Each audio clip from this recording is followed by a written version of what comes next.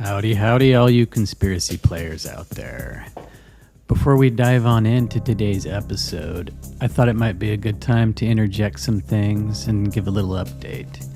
As you all know, both Jeremiah and I are new fathers, and life has been hectic in all sorts of ways, all of them positive. But our time to conspiracy play has been a lot more limited. The episode you're about to consume was recorded back in May, when I had a week to load up on some interviews, get stuff ready to edit and throw out there for you. So you might notice that some of the political and current events that we lightly discuss aren't so current. Joe Biden was still hanging in there as the presumptive nominee. They hadn't tried to fake assassinate Trump yet. And we were yet to be assaulted by the cackling wine mom that the Democrats rammed down our throats. As you all know, and I'm perfectly fine speaking for both Jeremiah and myself in saying this, the conspiracy playtime stance on politics is one of pure skepticism, in that we feel it's all fake, staged, and presented to the masses as a form of giving us an illusion of say in anything that happens. However, as a new election races towards us, the political theater is becoming more entertaining in the conspiracy sense than it has been in my entire life. So we will be incorporating some of our takes and get crazy with it all in upcoming episodes. I'm trying to decide who to talk to about the assassination show, and I'm leaning towards Monica Perez. She's always a great interview, and also she's been the one covering this assassination stuff in a way that I find to be more in line with reality. Also, I've been planning for a while to have back on, for the third time, Philip Zazzaro. And it sounds like Project Cheney might be on board for this one as well. A loose working title for that one is American Deception, from the Kennedys to the Kardashians. As that title might allude to, we want to explore the ideas of mass programming that manifest into celebrity worship, reality TV, political theater, and the apparent overlap of all three. So that one should be a hoot and a holler, and I'm looking forward to it. So stay on the lookout for those. Also, right around the corner is an episode I recorded with Davey Wavy from Red Pill Cartel and Julia from the Cosmic Peach. That one is already in the can, so look for it in the next couple weeks. I know it's frustrating if you're a conspiracy player who grew used to us putting out episodes more frequently, and we do hope to get back to that as time permits. Right now, our main focus is on quality over quantity, and we hope you continue to stay along for the ride. As far as today's episode goes, with everything I've just mentioned, sometimes it's really fucking nice to just sit back, breathe, remember who we really are, and look at the world through a more metaphysical lens, which is really something this show has always been about. Today's guest, Jen, he looks at the world a little differently than most people we've had on this show, and I thought it would be a valuable conversation to have. Whether you're more into Christianity, tend to be agnostic or atheist, or even lean in Jen's direction of the Eastern religion, I thought we had a phenomenal talk and were able to tie it all into conspiracy and current political, cultural issues as well. And we hope that as the fuckheads pretending to be our masters present a burning world around us, that you can see through all the bullshit and look deep inside your own self and pull your loved ones in tight for this amazing ride called life. So without further ado, brace yourself for Jen the Ninja.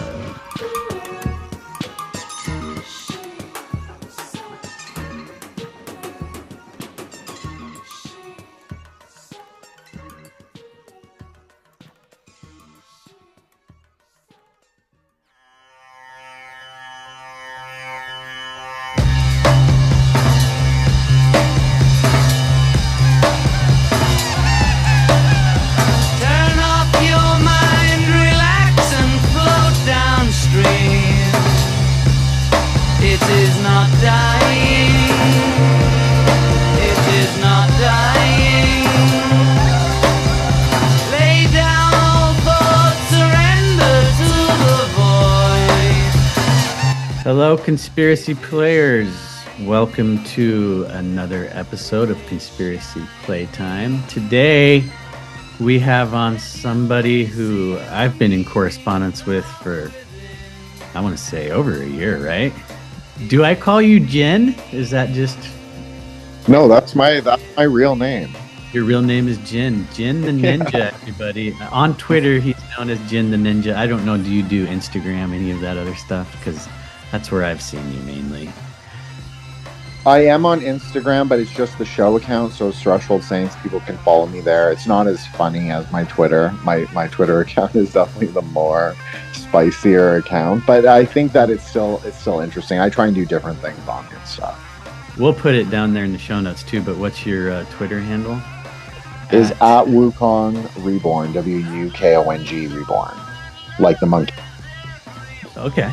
Yeah, we've been talking for a while, and I think you've been watching at least one of the shows for a while, and I think you reached out to me a while ago. It's always nice when someone who's listened to the show reaches out, and I have noticed you have quite a Twitter presence, so it's also a pleasure on my end to do this. So, welcome to the show, Jen.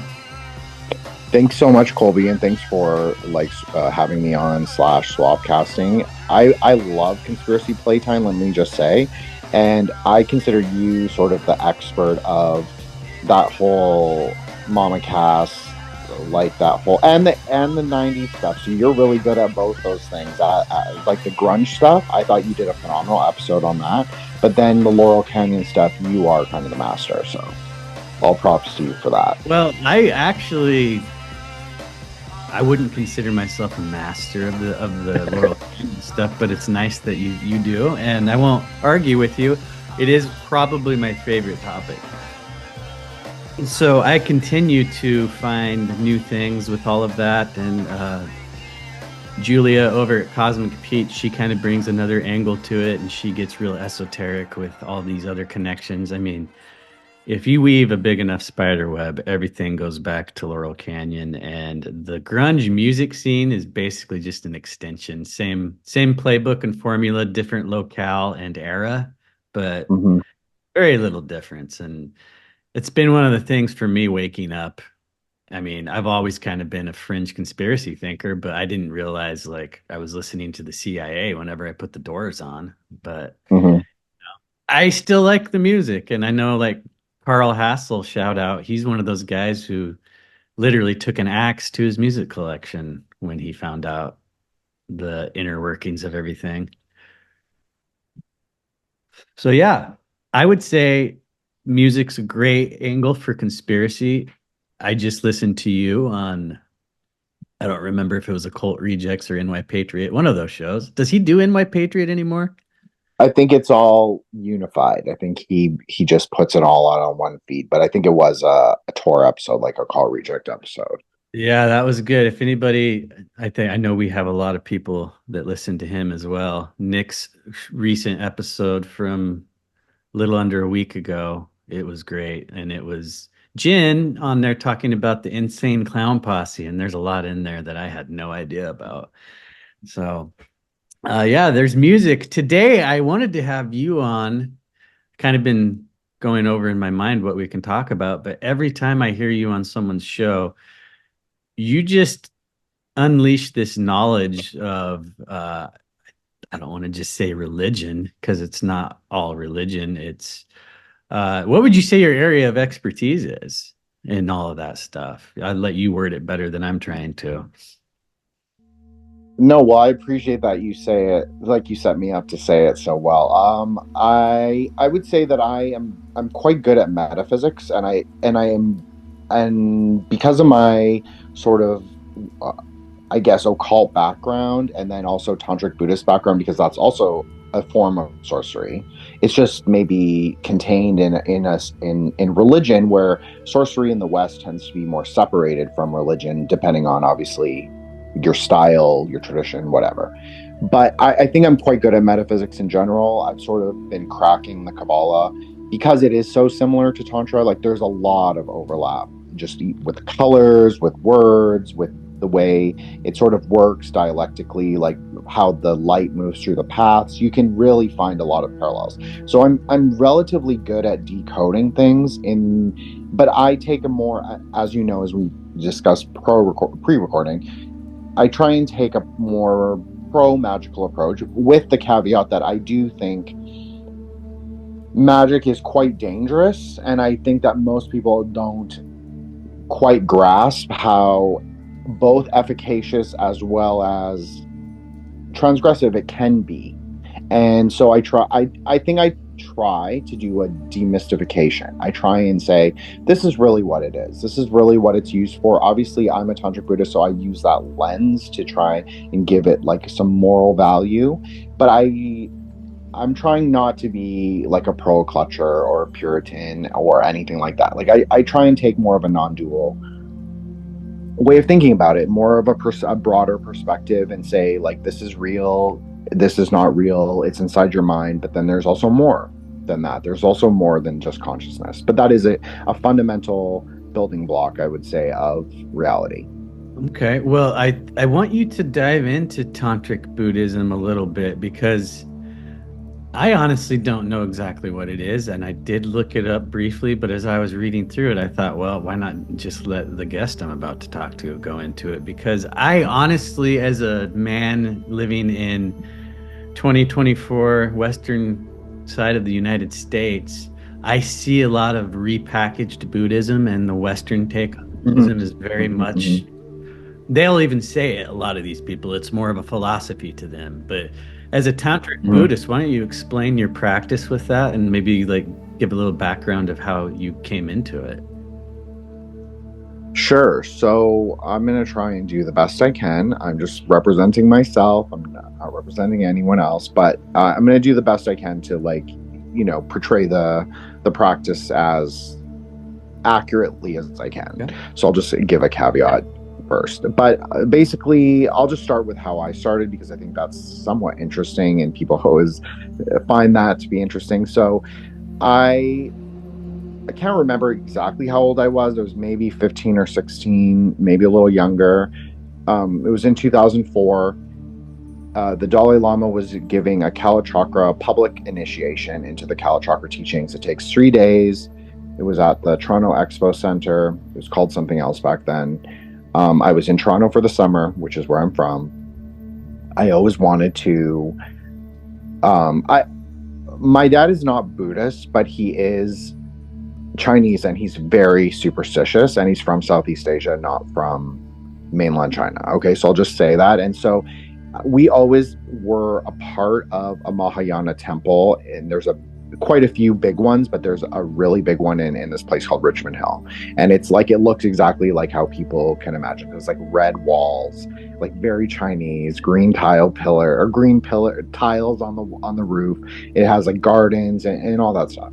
Okay, so it's like a Mahayana temple, which is like more normie Chinese Buddhism. Like, yes, there are bodhisattvas, and there's like a general acknowledgement that there's maybe more to the universe, and obviously Chinese people bring in all the beliefs about ghosts, and the whole cosmology is quite complex. But your primary focus for Mahayana is sutra practice, so it's very right-hand path. Like, it's very much, you follow the lunar vegetarian diet.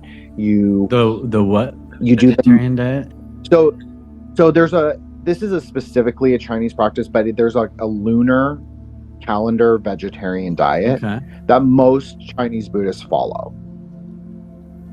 So you'll see this often. They have a swastika, the restaurants. If you're in like any big Chinatown, they will have like a Chinese vegetarian restaurant. So this is just a very right-hand path sort of practice, and it's very much focused on the bodhisattva vows and the monastic sort of quiet, like the quietude of your mind. That's a lot of what its focus is, but through mantra. So there is esoteric elements. Like, there are a lot of esoteric elements. A lot of the sutras have like deeper esoteric meaning. And then Tantra is sort of, I guess I've always described it as the union of wisdom and method. So the union of the female consort, who is wisdom, and the union of the male consort, who is method. So it's kind of this formation of sorcery techniques that also is within the sutra umbrella. So it's like following the Gospels, but then also working the keys of Solomon at the same time, which is how you're supposed to work the greater and lesser keys. Anyway, you're supposed to sort of have a Christian orientation and follow that quite closely. So Tantra is similar to that in some ways. So, but it also has its own texts, its own evaluations of how things are ordered in the universe, and it also uses a lot of left hand path ideas, wrathful deities, um, rituals on the carnal ground, like a cremation ground, and it comes out of a very syncretic sort of 5th century till like 13th century time in Central Asia, but particularly in Bengal, Kashmir, Tibet, and Sichuan So in China. So you have. is there blood Sorry, Colby, go in ahead. these rituals? Like you're talking about. So left hand path. How would you just sum that up? Because you earlier talked about the right hand path, and when we hear left hand path as conspiracy theorists, we always go, Satanist and people doing blood magic. So would you say that's just kind of a very much an oversimplification of what the left hand path is? Well, so this is a really interesting question, and I'm glad you asked me, and you're actually the only one who's ever really asked me so acutely. So I will say that, like Tantric Vamacharya, or what that is literally left hand path. That's what it Oh, means, okay. So Vamacharya. that's where it comes from. So that's where the term, yes, we're like relative, or there's also a Masonic term. We don't have to get into it, but there's like the right hand of the, I can't even remember it now. Yeah, right hand of the throne, left hand of the altar, or right, I can't remember which one it is, but it's one of those. So it could either come from that or it could come from the French Revolution, sort of illumination period. But I do think it probably is definitely they saw something in that phrasing of Vamacharya, the left hand path, and people who were sort of studying Central Asian and South Asian religion, we're looking to those transgressive techniques. But in Buddhism, we follow Nagarjuna, or this idea of the middle pillar, so middle path. So you're not supposed to go to extremes, and because we do believe in ahimsa, meaning sort of like do no harm or do not kill is how it's more broadly interpreted, or try not to commit violence is basically the idea. We do not use blood per se. So there's no animal sacrifice in Tantric Buddhism. So I can say that for sure. However, there are transgressive materials used, like menstrual blood. I was just going to ask about that in specific, so I'm glad you brought it up. The menstrual blood. Well, it comes up a lot, right? It comes up a lot. And this idea of starfire, especially like Kenneth Grant and like the, the more 60s, 70s, like the stuff that leads into Laurel Canyon.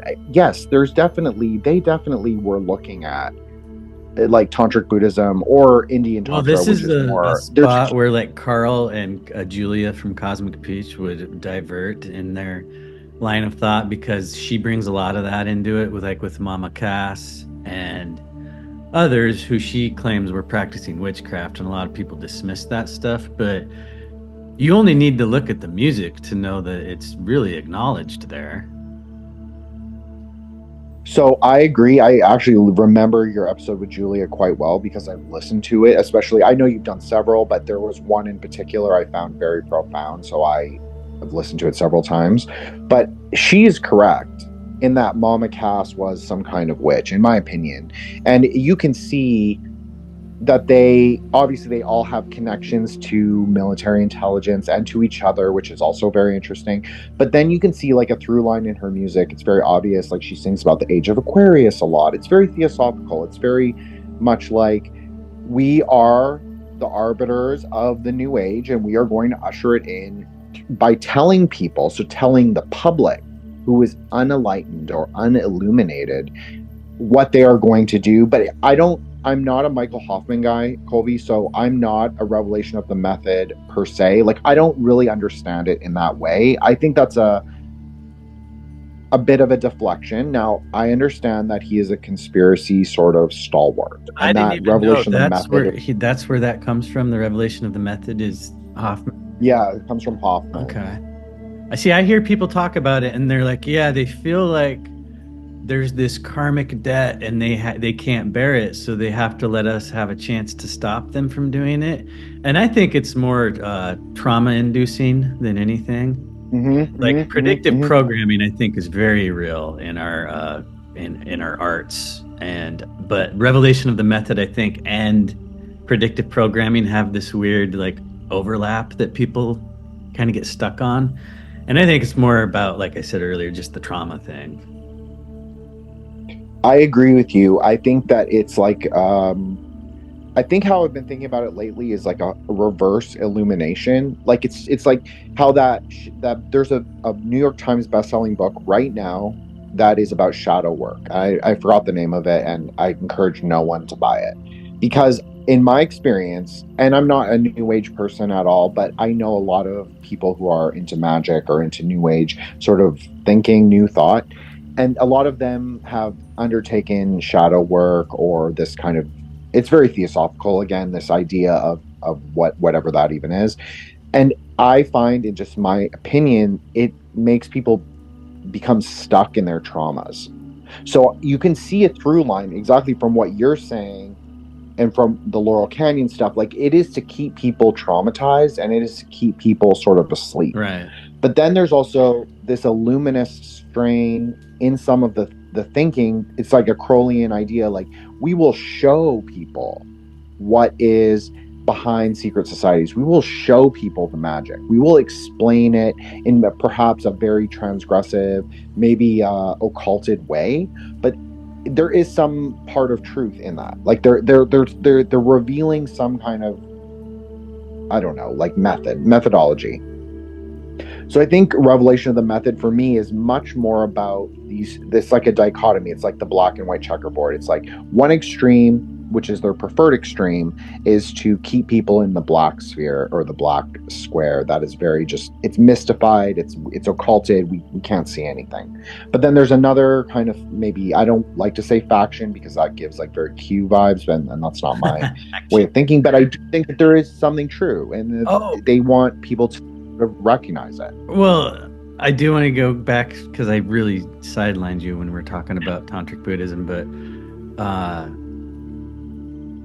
the secret societies, the elements of that, like I was having a conversation yesterday with somebody, I don't even remember who now, but we were talking about the Ivy League schools, the intelligence agencies, the United States government. I mean, these all have ties into these secret societies. And I mean, if that's not like faction talk, and that's what made Q so palatable for a lot of really uneducated people, and I don't mean uneducated in a bad way, more like ignorant, but they were able to take somebody who's been like this beacon in pop culture and make this person Batman against the pedophiles was fucking genius. And it, like, looking at it now in hindsight, you could see that it worked very well, but I can't believe they pulled that one off myself. But anyway, we're getting way off. So you're talking about the factions and all that, and I do want to tie it back into Tantric Buddhism, because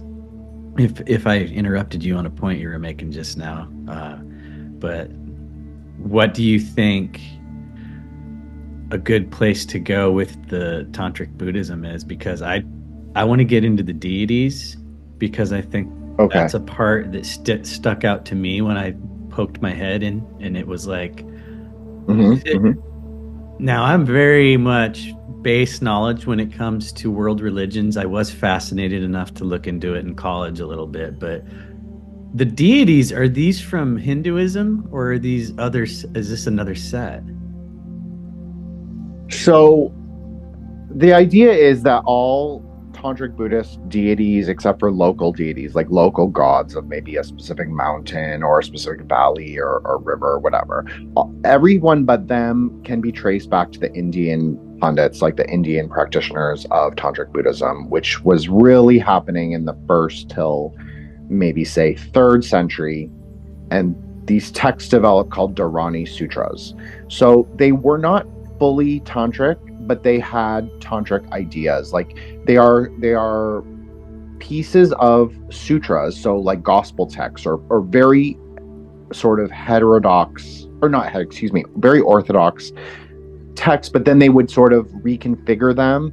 And there is something in Sanskrit which is called twilight language, and it is a way to understand how the words that are written, but it's not looking at the literal meaning. It's more esoteric. It's more looking at what we call bijas, or seeds. So if you interpret these kind of Dharan, or these sutras, which are called the Perfection of Wisdom Sutras, you can sort of take spells from them, is basically what it is. So then they would develop these Dharani practices, That's one idea. But then there's a sort of perennial idea in Buddhism that these sort of Dharani spell texts came from the Buddha himself. But in Tantric Buddhism, it is really important to note that he is an inspirational figure, like the Gautama Buddha of the 5th century BCE. He's important, but he is not necessarily, he's only one facet of a Buddha. So there are many Buddhas in Tantric Buddhism. This is also true for Mahayana Buddhism. But in general, yes, we have deities. Now, they do exist, okay? So they do exist beyond us, but there's also something called dependent origination, which means that things arise in the world as things that we can understand and perceive, even if we don't necessarily understand it yet. So that's sort of what the deity is, and then they are found in the practice.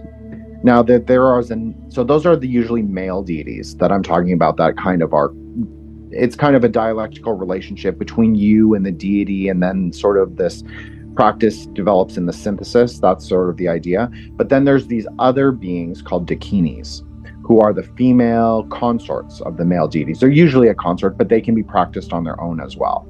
They are sort of independently arising. They do fall into the dependent origination, but they are sort of more themselves in the world. So if people are familiar with like ayahuasca trips, or people talking about machine elves, I have spoken to several people on my show that liken their entheogenic experiences to also these Dakini encounters like we see in Tantric Buddhism. I mean, the imagery so then they're strikingly familiar. If you ever look at ayahuasca-inspired art and then hold it up to a lot of the stuff that you'll put on Twitter with the deities, I do. Mm-hmm, you know, like in Tibetan Book of the Dead, I have one that has a lot of artwork in it, and yeah, there's this something in the background almost that's just, it's the same. And I don't know, it's like the faces may be a little bit different, but I also saw this the first time I did DMT. I didn't see any entities, but the third or fourth time, you remember that book from our childhood called Where the Wild Things Are? Yes. So the artwork in there I saw in my trip, which maybe I already had that seed planted from the book. We're getting way off again. But yeah, so go back to what you were saying about the ayahuasca and the similarities there. I just kind of wanted to have a little, like, yeah, I agree with that entirely. In fact, it was your Twitter post that made me think that, probably like in the last several months.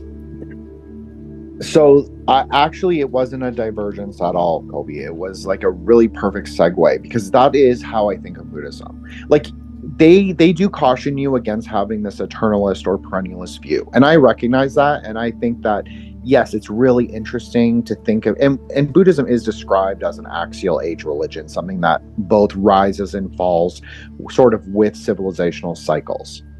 So that's also very interesting, and you can see this bear out in Buddhist history, especially Tantric Buddhist history. But then there's also this idea that it does contain this sort of perennial tree, whether maybe that tree is Persian or Aryan. I know people get very like wildly inflamed by that word, but I mean, Indo-Aryan, that's what the Buddha was. So, and that's also what the Tantric Buddha, whose name is Guru Padmasambhava. Almost like the Nazis just fucked up a lot of good Eastern shit. You know, their terminology. That's the truth. Symbolism. See, that's the truth. Is that it's interesting now to look back at all of that, like with my more, now that I have a knowledge base that's more foundational, I think to look back at that and to see, not that it wasn't real, and I'm not saying that at all. I'm not saying that at all. I would love to go there at some point with somebody, because and I have a lot of interesting ideas, but I'm not afraid of being called anti-Semitic anymore. It's at this point. No, I'm not. But anyway, that could be another episode if you want to try. Yes, 100%. Yes, I agree. But I will just say that I do think that these are not. I do think Buddhism presents the perennial system in the most complete way that still exists. Now, that doesn't mean that other traditions aren't right or aren't the truth. And Buddhism also looks at the other traditions as kind of little sister, little brother parts of Dharma. Like they call it Christian Dharma, like the way or the law of Christianity. Like they consider that it's like a lesser vehicle or a lesser path, but it's still valid. It's still, if you walk it properly, yes, you can achieve a measure of realization. Now, is it the Buddhist idea of realization?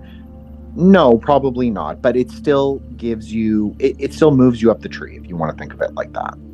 So, and there's really only one major religion, which I won't get into, that doesn't really fall under the good Dharma umbrella. But it is interesting to think about. And whether it's true or not, it's just, I take it of it as very conceptual. So I think it's important You for don't want other to say people which one to you're sort talking of. about? Oh, it is. I mean, everybody knows that I okay. think this, but it's Islam. That's what the main religion, that specifically it's Sunni. It's not the Shias. The Shias are not great, but they're not considered in the same way. It's sort of they're not looked at with such suspicion, whereas the Sunnis are looked at as like worshiping a war god. That's the idea. That's how it's often described. Now, do you think that approach has been kind of weaponized in making these groups that are going to give us somebody to always fight? Because when I see shit like that, it's never like these people are just born pissed off. It's like, well, we've been bombing them for decades, and now they have this religion to like grasp onto that justifies what they're doing. But honestly, it was us. So I don't know. Like Islam is one of those things that I know very little about. Even when I was looking into world religions, I never really gravitated towards it.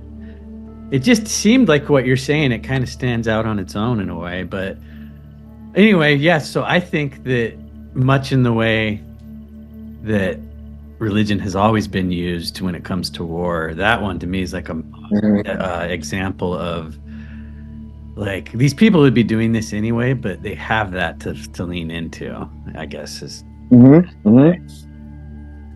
So I don't know how metaphysic you want me to go. But I want to go totally metaphysic. Okay. So everybody should look at a Kabbalah tree, because that's the easiest way to describe it. And it's not that I don't love Tantra and think Tantra's better. Did you say the Kabbalah tree? That. Yeah, look at a Kabbalah tree, because it'll just show you like where I'm going to go with it, I think, if people are listening. And you did say in the beginning of this, like right in the beginning, that it's very similar to Tantra. It's very similar. The colors, the meanings, the different words that appear, the different conceptualizations. Because the idea in Kabbalah, like medieval Kabbalah, I don't know like what the people were doing post 1800. Okay, I have no control over that. I don't practice that. But in medieval Kabbalah, the idea is to be pristine like lightning. The color of turquoise, that should be your mind, is to be just spontaneous, natural. That is how God arises in the world. It's just spontaneous. He doesn't really arise in the world. That's sort of, I shouldn't have said that, but it is kind of the idea. It is supposed to be this thing where he's pristine, like God is pristine consciousness. It's not anything else. There's no perception on it. There's no will. There's no desire. It's just in the world, and it's pure, like the sky, but the clear sky. Okay. So like the clear turquoise sky, but it's not really turquoise. It's clear. So that is the exact way it's described in Buddhism many, many times over. Clear as lightning, clear as ice, pristine, etc. Like the sky, like the vast expanse of space, all of the same metaphors. Can you see this that I have pulled up? Yeah, that's perfect. That's perfect. Okay, thank you. There's a bunch. That's a perfect one. It's good colors, actually. You did a good job with that. Luck of the draw. So, well, I think it was more than that, but I think that you did I appreciate that you pulled up a good one. So if you look at the red sphere, that is Gavura. So that is strength. So Gavura stands not necessarily in dialectical opposition to Chesed, which is the blue sphere, but it's fire and water, right? So it's the two sort of merging alchemical natures, merging together, and then you create synthesis in the yellow sphere, which is Tipperet. But there's also more than that. So in every sphere, the idea is God is obviously clear. So there are different densities. It's like Russian nesting dolls, matryoshkas, right? So there are maybe 5 densities, maybe 7 densities, maybe 9 densities. It depends on which scholar you're reading. But Basically, the idea is certain kinds of metaphysical traps called klipoths arise, and we have exactly the same idea in Buddhism as well. They're called skandhas, and Christianity also borrows that word in from Buddhism. It's called scandalon. Appears 44 times in the New Testament. Very interesting. We won't get into that, but very interesting. But anyways, so one of the klipoths of Gavura is war. So you could say that war is an inevitable sort of function on our lower plane, because we're really where the purple sphere is. That's where we are. Okay. Is the purple sphere. Okay, so that's Yesod, which is the moon. And I know people are like, well, we live on the earth, and yes, we do live on the earth, but the earth is actually the one with the 4 colors. Is the one at the very bottom, is Malkuth, the kingdom. But that's really inside of us. So that's really inside of us. That's not really a physical, tangible place. We live on the foundation, which is Yesod. So that is very interesting and something people can think about. But the idea is like if you're at Gavura, so you're bringing war into the world, but it's war in a negative quality. God should never have negative qualities. In fact, God should have no qualities. He should be totally ineffable.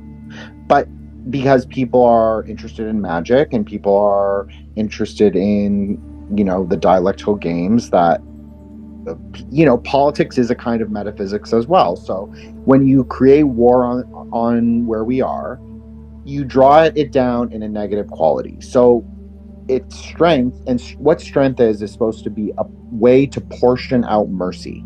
So if you have a world that is completely merciful, you end up tolerating the worst elements of society. It's much like we have right now. So like the tolerance towards homeless people, I'm not saying to not be tolerant of them, but I'm saying that we let that you can condition exist even. Exactly.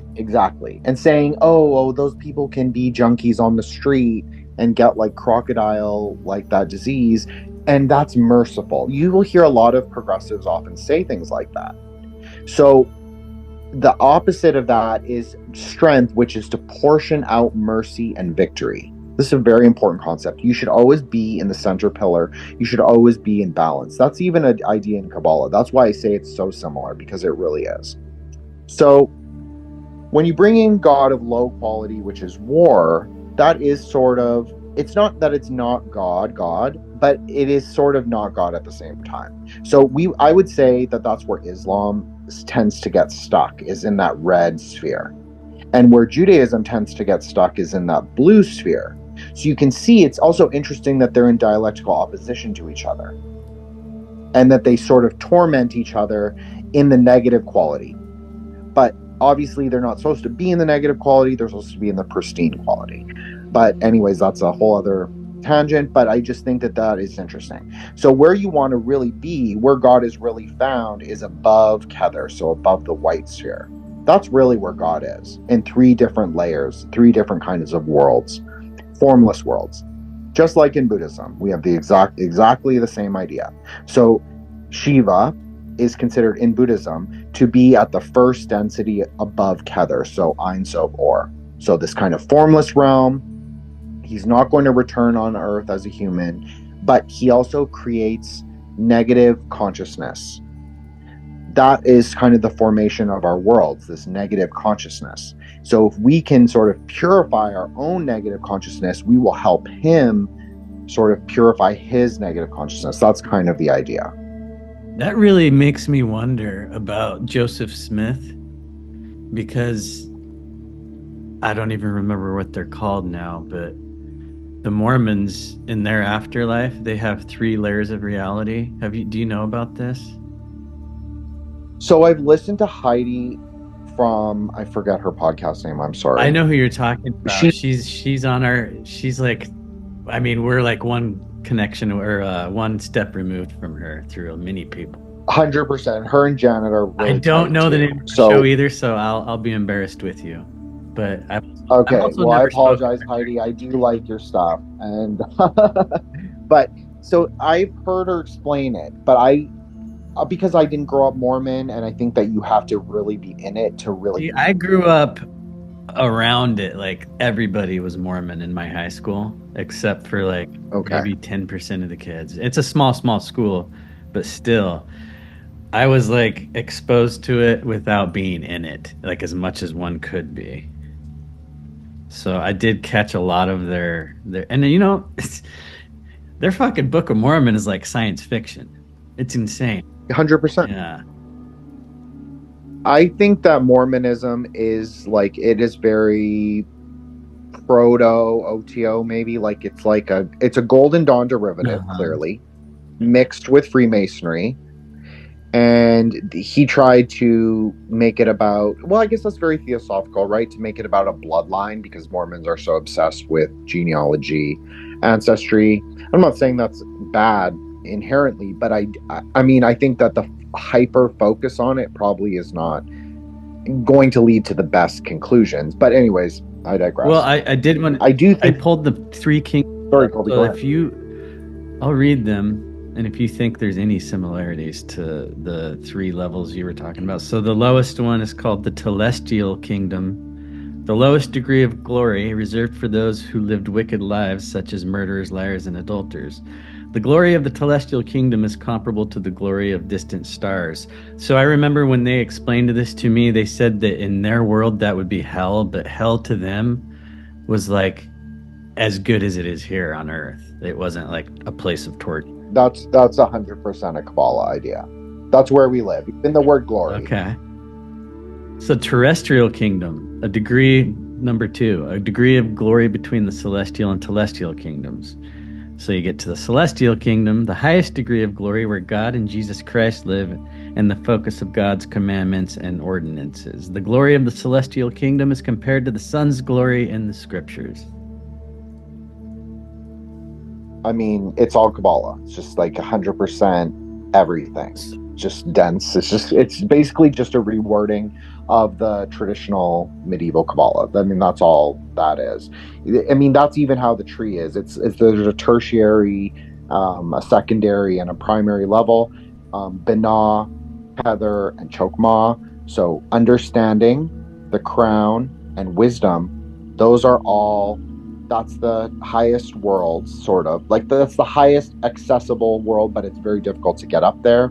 Then you have the worlds I just described, which is Chesed and Gevurah and Tipperith, which is Jupiter, the Sun, and Mars. So that's another world. That's a bit higher than we are. And then you have our world, which is Mercury, Venus, and the Moon, or Hod, which also means glory. So that's very interesting to me, that sort of repeats.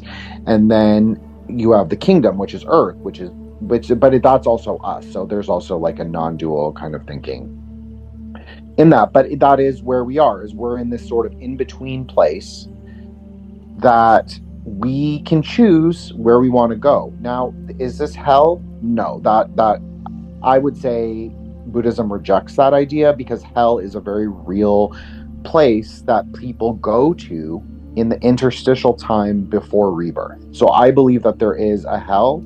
Now, there are considered to be 8 hot hells and 8 cold hells, but that can also be experienced on this plane.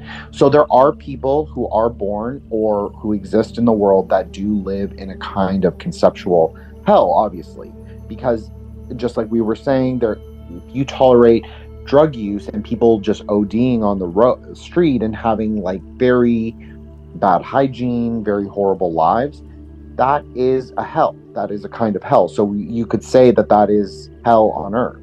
So, but people who live more, sort of a more, I guess, stability, they have more stability, they have a home, they have love. That's a very important concept for the lower world, because that is how we go higher.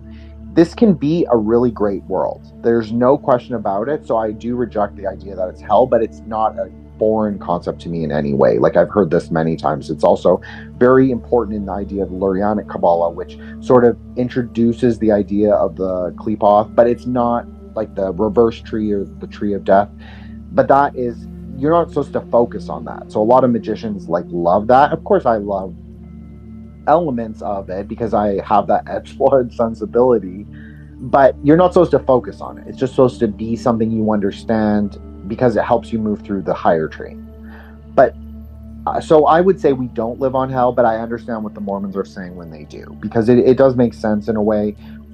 But maybe you could also say that people who are very successful, maybe people who are part of the quote unquote chosen class or the parasite class or the elite class, maybe they are sort of in this in between world that is a little higher than where we are, but they're not obvious. They're still human, so they're not godly, but they have this, I don't know, they have a kind of Yeah, they're born into understanding and they have knowledge accessible to them. I mean, you want to go exactly. 13 bloodlines, or there's so many ways to talk about it in conspiracy language. But yeah, I see what you're saying. Like they've got this leg up spiritually, whether they're doing anything positive with it, we could go down that rabbit hole. But so what is in the Tantric Buddhists belief, or I guess I'll just ask yours. What do you think of life cycles, being trapped in the same life over and over, reincarnating? Is that play into your beliefs? 100% reincarnation is like a fundamental sort of axis for how samsara, the cycle of rebirth, works, or the cycle of the universe. And I will caution people that it is not nothing like the new age sort of interpretation of reincarnation, because you are not yourself. Like, I know that's challenging for people when you talk about this idea of not self or self, sort of like this no self, I guess it often is translated. I prefer not self because I think that's less challenging and it's more accurate to what the sort of concept is. But you, like, it's the same as how you are not the same as when you were born. Like, you have fundamentally undergone many changes in your life. This is for anyone. And so you as yourself do not really travel in time, but you yourself, whatever that is, if you take away all the aesthetic trappings, that can travel through space. That's sort of the idea. I know that's very esoteric, but that is kind of the idea. Well, is there any ever will there ever be a moment of awareness in all of this where you can tie, like, oh, I lived all these lives, and you can like look back? So there is the idea that if you attain pristine consciousness, or what we call rigpa, yes, you can remember, like, whatever that is, like whatever your memories, quote unquote, of your past lives. Yes, there is a time where you can sort of remember it or integrate it, but you are not supposed to dwell on the past lives, really. It's really important. Like, all metaphysics is just phenomenological. It's just something that happens and you are not supposed to grasp at those things. That's sort of the idea. That's what makes Buddhism an interesting magical system, because you are not supposed to be doing magic for those sort of like worldlier desires. It's supposed to be always for the higher purpose of clarity, of knowledge, of creating knowledge through wisdom and method. So it's not like, I don't know, the way we talked about these, and I mean, I'm always pretty open about what area of the world I live in. I live in Southern Oregon, where it's very rural, but it's also, I mean, it's conservative in that way, but it's also got small pockets of really like new agey liberal strongholds. Mm-hmm. And the town where I work, like, you'd be standing in line at the grocery store, and a woman wearing beads behind you that smells of patchouli will say, "You've got such a lovely aura. Like, it's got hues of purple coming off of it," and then they'll tell you about your past lives and shit. And I almost think that's a mental illness on a level, but they're, they're indulging in a fantasy that's theirs, and they're not hurting anybody. But like, I used to be drawn to those type of people, and now I just see it for what it is. And I'm not saying there aren't people out there who don't have some kind of vision that they can attribute some kind of understanding to, but I think a lot of it is just learned behavior, and you can convince your mind you're seeing anything, really, if you want to. And like I said, I'm not meaning mental illness in a derogatory sense. I'm just saying that they're seeing shit that's not there, as far as my vision goes. But I always say that I've been on this pendulum of like how I feel about hippies my entire life, and right now I'm kind of on the outswing. I'm not putting up with a lot of it because they are very unaware people and how they come off, and they're a lot of times very wealthy in my neck of the woods.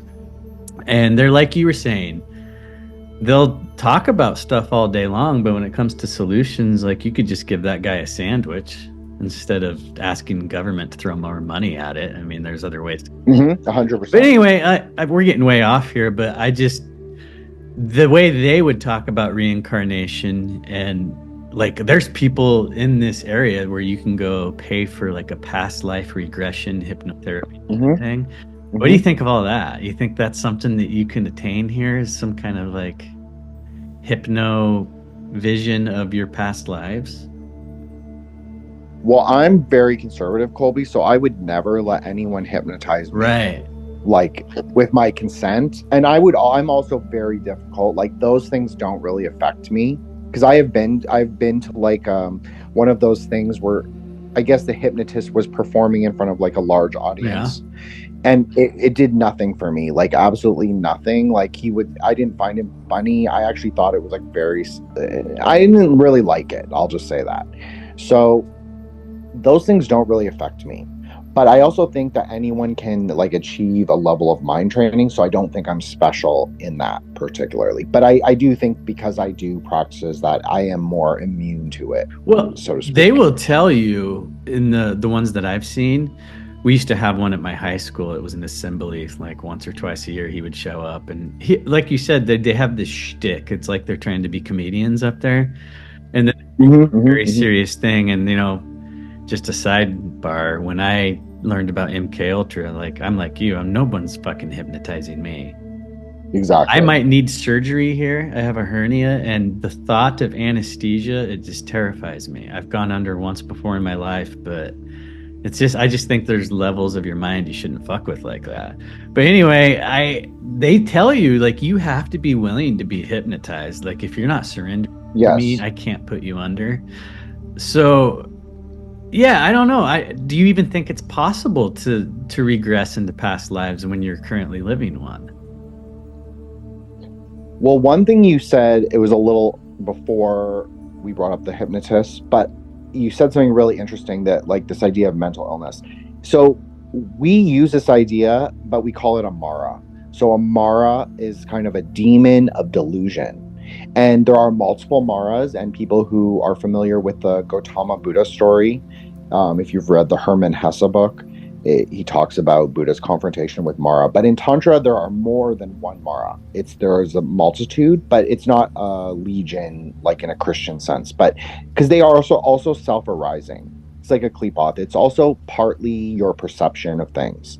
So we would call that a Mara, where you get so attached to this kind of delusional thing. Because even if that's true, okay, so let's say, and as you know, I do believe in all this. Like we have a very dense cosmology, a very dense supernatural sort of way of understanding the world, and that is 100% accurate. But even if that's true, how does it affect you? Does it help you or does it hinder you?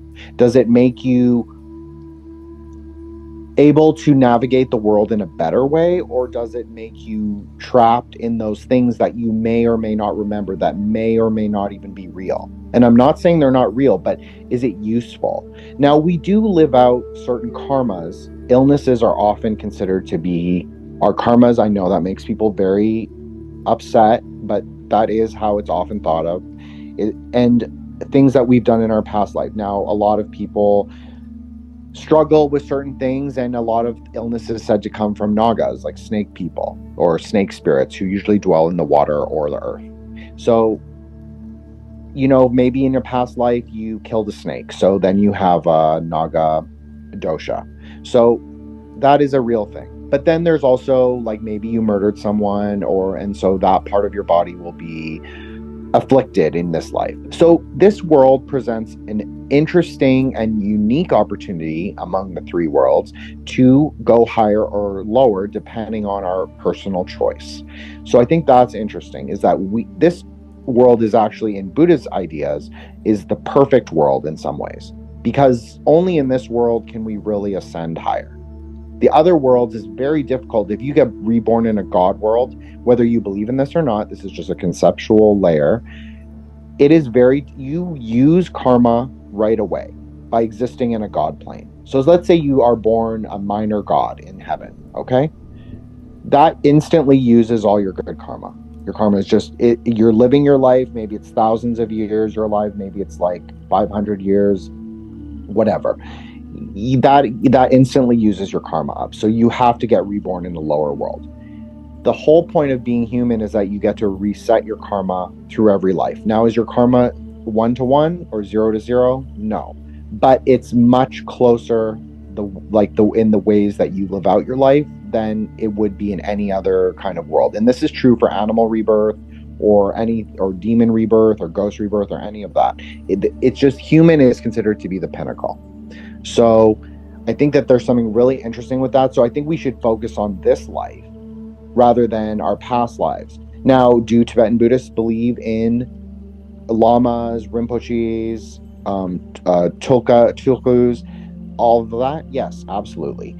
But it's not fundamentally the person being reborn. It's the lineage transmission. So it's a part of the knowledge that travels on light that is reborn. It's not necessarily the person. So what do you think So of the that's a Dalai fundamental. Lama? Sorry, Cody. The Dalai. I just want to ask this while we're on the subject real quick. Do you think the Dalai Lama is like the however many 10th reincarnation of the Buddha? Because I think that's what. Well, but I could be wrong about that too. No, you're not wrong. He is considered to be in some. So the Dalai Lama is really a political position that was codified by the Mongols. Now remember, the Mongols ruled China for substantial periods of time. The Mongols considered the ethnic Chinese, so Han Chinese, they considered them an inferior race. And so every time the Mongols would rule China, they would develop these racial caste systems. And so Han Chinese would be usually like in the bottom third, usually like they would have a few, maybe Vietnamese would be lower, tribal ties, like what people think of as, not people from Thailand now, but people from Thailand like 800 years ago. So tribal ethnic ties, they would consider those people lower. So ethnic Chinese were quite low on the totem pole, proverbial, so to speak. Tibetans were considered to be much higher because the Mongolians recognized their sorcery, I guess, or they considered them to be advanced magical practitioners, is basically what it is. And the Mongols also practiced Buddhism since the 1260s, and specifically Tantra. Interestingly enough, Kublai Khan was said to be a very realized master. So how does this tie into the Dalai Lama? They needed to consolidate. There are 5 primary Tibetan Buddhist schools, and they're quite different. Like there's quite a range of practices and texts and theologies within the 5 schools. But generally, if you practice one, you will have some understanding of the other 4. And there's more than the 5, but that's just the sort of the standard is the 5 main schools. The Gelugpa school, who the Dalai Lama represents, is the primary school. So this is 70% of all Tibetan Buddhists in the world are Gelugpa, or belong to the Gelug school. So he is considered to be the head of that school, but he's also the Dalai Lama, again, a political term from the Yuan dynasty. So he is sort of the philosopher king, if you want to say it like that, of Tibet and of the Tibetan people. And obviously the CIA also believes he is too, because they said he is the spiritual leader of the Tibetans in exile. Now, saying that, am I on the side of the CCP, like the ethnic cleansing that happened and the Cultural Revolution? Absolutely not. However, there are elements of Tibetan Buddhism that have been brought into sort of what we'll call the Laurel Canyon Syndicate. So there was clearly a push, and this was even before Laurel Canyon, to sort of make Buddhism the global homo religion. Now, obviously, you have people like Rothschild and Rockefeller talking about Islam as kind of this ecumenical religion that they can sort of fold everything into. So that comes a little later in the 70s and early 80s. But for a little while, at least, they were eyeing Buddhism for this. And I think it has a lot to do with like Blavatsky, Alice Bailey, and that sort of theosophical turn towards the East, and towards like Krishnamurti, and that sort of ideas of what we would call the Kalki Purana. Now, people might be familiar with this idea of the Kalki Purana. It is a theosophical text, so it's not really a Hindu text, whatever that is. It is a theosophical text that was written in the 1780s, probably by a theosophist who predicted this rise of a Kalki. So this Kalki is sort of the theosophical version of the Messiah, sort of the Christ returning, and he stands in opposition to the Sunni. So the Sunnis also have a Christ figure, a messianic Christ-like figure, is called the Mahdi. People are familiar with Dune. That's where the word comes from. So they have a warlord sort of that arises in the same period that is supposed to lead the Muslims to conquer 70% of the world. That's sort of the idea. So the Kalki arises and he engages in some kind of world war with the Mahdi. Now, the Kalki is assigned to Vishnu. Vishnu has multiple avatars. He's considered to be the worldly hero. What does this have to do with the Dalai Lama? So the Dalai Lama is clearly playing some kind of role in the greater play or the greater game, whatever that even is. And Buddhism looks at the Kalki with suspicion, as well as looks at the Mahdi with suspicion, because the greater hero, or Vishnu, is not where you're supposed to be. You're not supposed to aim for worldly rebirth. You're supposed to aim higher. So I would say the Dalai Lama is this spiritual head who kind of embodies this value in the Eastern perennial systems of the ascetic or the guru. So this is very important to sort of Indian religion in general, or Dharmic religion, as well as like Taoism, because Taoism really is a kind of Buddhism. This is like way beyond our discussion, but it is kind of a Buddhism that is indigenous to China, and it's describing things that are very similar. So I would say the guru is this very important player in the whole, what we call the Leela, or the play, the divine play, and he represents that. Now, is he a particularly foisted figure? Absolutely. Was he also in negotiations with China for almost the entire 60s and 70s after exile? Yes.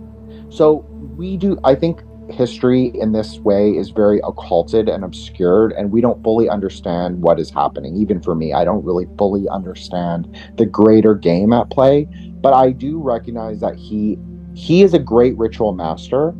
And regardless of what I think of him personally, and I don't really have any negative or positive thoughts on him, but I think that he kind of represents a certain tendency or faction within this greater game. And so it's like with Catholicism, it's sort of one plays off of the denigration of the other.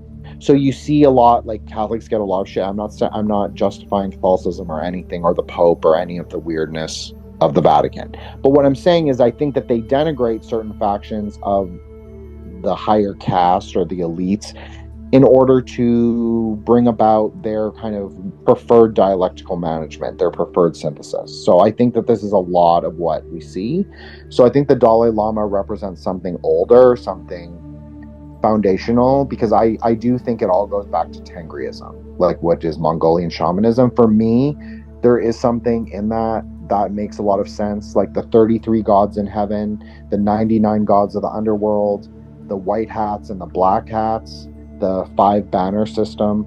There's a lot in that could relate to Freemasonry, and there's a lot in that also relates to Theosophy. So I do, that's where I'm personally focused on, is like that sort of complex of Central Asian shamanism.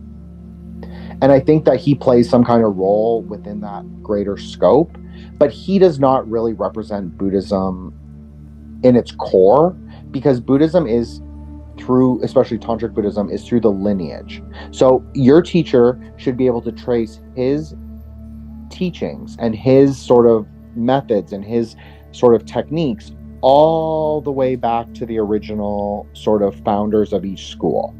So for me, I'm a Nyingma, so we believe in Guru Rinpoche, so Padmasambhava. Interestingly enough, Blavatsky also co-opted him to say and said he was an ascended master. So you can interpret that however you want, but I'm just saying that we do believe in this idea of going back to the original Buddhas. Now, he's not the school founder for every school, but he's a particularly important sort of venerated figure because he's said to be a Buddha, and he's said to sort of embody the three different he's like kind of Jesus-like in a way, and he is very similar to a Tibetan Jesus. He exists in all three levels of the worlds, of the three worlds. He exists there even when he's on Earth. So that is a very interesting idea too. I'm sorry, Colby, I was kind of all over the place No. with that. I think that it was a very good answer because I don't know. It became a hot topic again last year when he told the kid to suck his tongue. Yes. Well, there is something. I don't know if I should talk about this, but there is something magical.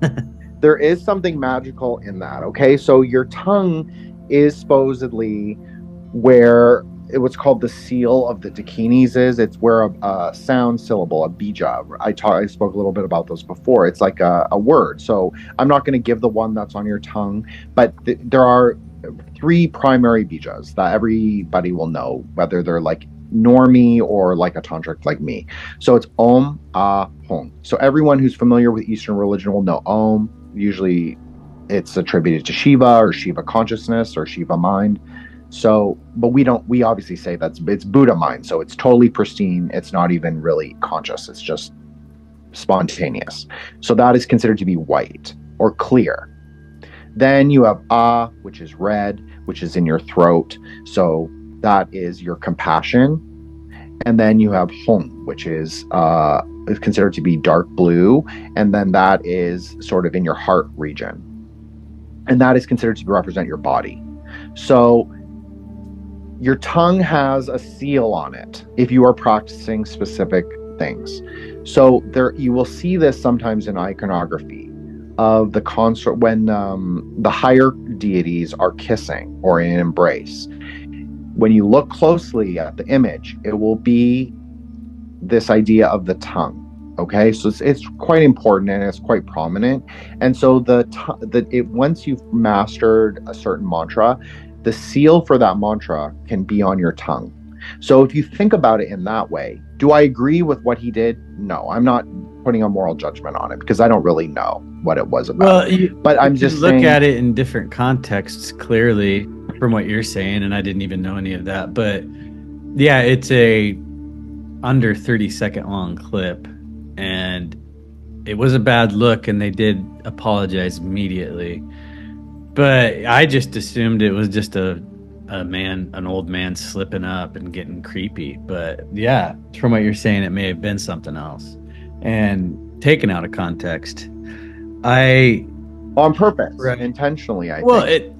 And I also think his entourage was deeply involved in the NXIVM cult. Right. So it seems to me like he was, it was kind of I don't want to necessarily say planned event, but there seemed something about it, just the coverage it got, and how, I don't know any implications of the timing of it, what was going on with him or what they wanted to be going on. But it blew up, of course. And a lot of people made big pronouncements. Yeah, I mean, we got our president over here dry humping every 13-year-old girl he can get his hands on. I'm not laughing because it's funny. It's actually really horrifying, but it's true. You just gotta laugh at it sometimes because the alternative. I mean, 100%. It's a show they're putting on for us, and that's what it is. Joe Biden's always been a creepy fucker, but man, as he gets older, he just kind of forgets,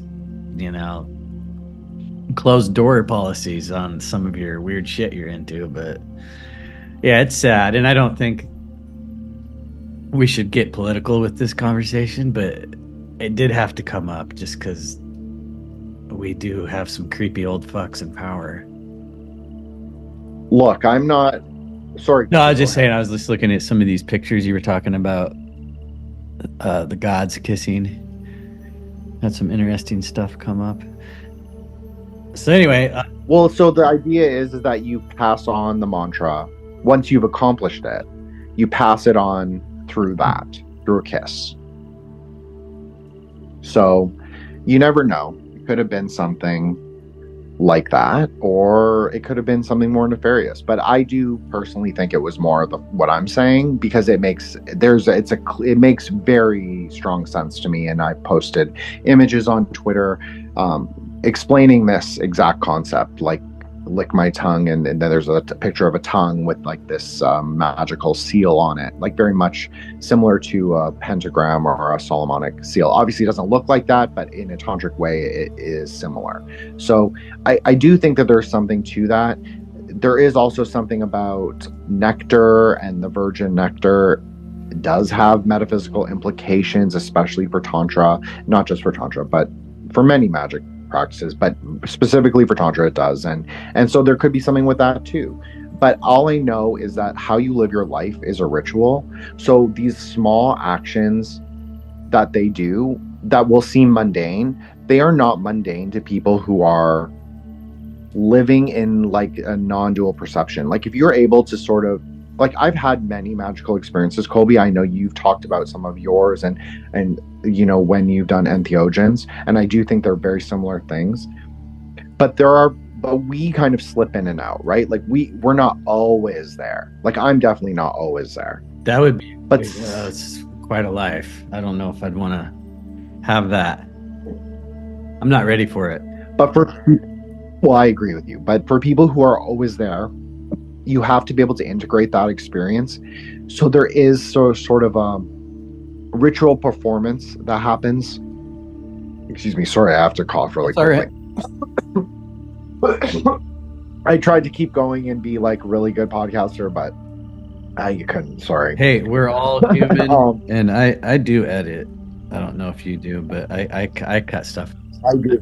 You know, if it's not gonna fuck with the flow, then it's fine. We are people, and I think that's the difference between long form podcasting and like packaged and really heavily edited interviews. So that's right, everybody. Jin is a human, and he coughs sometimes. You got any water handy there? I'm all good. I'm all good now. I actually in my water. You actually hit me early enough today where I'm not drinking alcohol. Usually, if I'm podcasting and it's, you know, past the afternoon, there's no question. And I don't get hammered unless we're doing disincubation, but I would probably drink too if I, you know, he's a really interesting dude, but he's intense. Oh shit. Dusty's great. I never thought I would meet somebody who could push my limits as far as what's right to say and what's not right. That's kind of just what that show's become. And yeah, I don't even talk about it a lot on this show because it's clearly a different audience. And anyway, it's not a big audience either. But yeah, that one's just fun to let loose. It's almost therapeutic. As is this, you know, this is where my heart is always, is the metaphysical conspiratorial stuff. I do kind of want to, if you have anything to close out with what we've been talking about with the tantric stuff, I kind of want to get into where your mind is with how all of this meshes with modern times and conspiracy stuff. Sure, we can totally transition. I think I've laid some of the groundwork for that too. Well, I think that, like I said, I think it all roads lead to theosophy. I don't think this is the origin, obviously. I think it's a Persian, we'll say Persian or Central Asian system that has been deconstructed several times, obviously, and sort of reconstituted in different ways in different periods. So I definitely think that but I think at the same time as I'm saying that, I think all roads lead to theosophy. Why do I say that? I think other people have laid that groundwork very firmly. And I also think that theosophy wasn't just about these weird intel mystics, psychics wandering around India. Theosophy was also about this sort of study, like this sort of, I guess, breaking through the frontier of Sanskrit studies, breaking through the frontier of Buddhist studies, breaking through the frontier of Hinduism. And that's a nebulous term. I won't get into that, but it's not a perfect term because it incorporates a lot of different ideas and traditions. But people were from the West were really looking at this at the exact same time that Theosophy was developing. It comes right off the heels of like the French Revolution, like the sort of Hellfire Illuminists in Paris, and the first Black Mass was in Paris supposedly, and I just think it all sort of coalesces into like this intel, secret society, plus Freemasonry, plus the Odd Fellows, plus Order of Quetzalcoatl, all of them sort of, they're all intermarried, right? Like they all have people that are belong to all of them. They all have intel ties. They all have sort of a relationship. These are not obviously the everyman or the every Mason, or what I know Grubb and Robbie both have like schooled me on this idea of the humble Mason, which is a very American idea actually, which is like you come to America as like sort of an everyman, a humble person, and you can use the tools laid out in Freemasonry to sort of rebuild yourself and rebuild America from its foundations. So this is the idea that it's a novel system, a hermeneutic that you can use for yourself. So I think that that's actually probably a positive sort of spin on some of the conspiracy thinking around that. But I also think that can also be, you can fall victim to it, just like with any kind of magic. You can fall victim to your own desires, you can fall victim to your own will, because sometimes that's not always clear what that is. To your sins, to your transgressions, like all of that comes up when you're doing especially higher theurgy. And this is not just for Tantra, but obviously it happens in Tantra as well. So I think that people got lost in their own delusions. Like when we talked about the Kalki, that is clearly a very strange sort of formulation of events from a theosophist, and it went out to the greater public, and a lot of Hindus now also believe that. Although there's been it's a quite rejected by religious scholars, but your everyday Hindu might actually believe in the Kalki Purana, or at least its retelling. So I think that there has been a large-scale mind control for a long time, and obviously I'm not the first to say this. You've talked about this, and many other people have talked about this, but they slip in things that whoever they are. Obviously, am a bloodliner person, because I think that makes sense. There's like whether it's 13 distinct bloodlines or one bloodline that are branch families or whatever it is. There's clearly some kind of cabal or secret, top level organization that we don't even know who those people really are. But they definitely do dialectical management through their janissaries. I know is a very popular term on the right. So these are just like state actors who enact policy decisions, which clearly were outlined in the 60s in like I'm forgetting the guy, this Dr. Strangelove guy. He outlined a lot of things for the technocracy. So I think that there's a large. So you're talking about Kubrick, right? And Yes. Are you saying that, because it's kind of weird where so many of us draw on his work, but we don't really talk about him. Are you saying he was kind of a willing participant in this mass deception? I think that he had both. So I think this is really interesting, and I think he's a really good example of this. I often think that there are people who have their own will, because that is so emphasized in contemporary magic. To know your own will is so important. Now, do I think the will is everything? No, because I think you can be led astray by even what that concept is. But I think in general, it's a relatively positive concept that a lot more people should subscribe to, because then you wouldn't fall prey to like the media or these kinds of like Psy-War things. But I digress. But yes, I think Kubrick was sort of an illuminist, as well as he clearly was an active participant. Yeah. Do you think that he filmed the moon landing, the one that we see as the? Yeah, I personally do. Yeah. I'm on that train. That's what I think. What do you think of that? I'm open to it. And if he didn't actually film what we call the moon landing footage, he primed us for the space psyop with his work. George C. Scott, or not? What's the guy that wrote 2001 Space Odyssey? I wanted to call him George C. Scott, but that's like an actor. Anyway, the guy that wrote those books, And just the merging of those two, and science fiction is probably some of the most effective predictive. 100%. Whether Philip K. Dick was like a visionary or also kind of a Kubrick character, I'll never know. But man, all of his works have turned into movies. To this day, we're still having Philip K. Dick jammed down our throat. But he's another example. Like, they just set it up. Anyway, I don't want to get off what you were saying, but yeah, I think Kubrick likely filmed the footage of the moon landing. But if he didn't, he was privy to it. I just think that it's interesting because I think that they can be both things. Yeah. I think like Philip K. Dick, he clearly was talking about this kind of like everyman of conceptual and material reality. Because I mean, every book is basically about that. Mm-hmm. And I think that he's also taking you through a hermeneutic process, because a lot of what science fiction is, and I know you know this, I'm not saying this for you, Colby, or I apologize in advance. Oh, no worries. But Scientology is the basis for a lot of this sort of like neo-theosophy, post 47, post the Babylon working. So I think it's really important to emphasize this technocratic layer that Scientology really emphasizes. I'm not saying everyone is a secret Scientologist, although you could make an argument that they still are very powerful, like outsizedly powerful. And then there are also Mormons who have a lot of overlap with Scientology, some of the higher Mormons.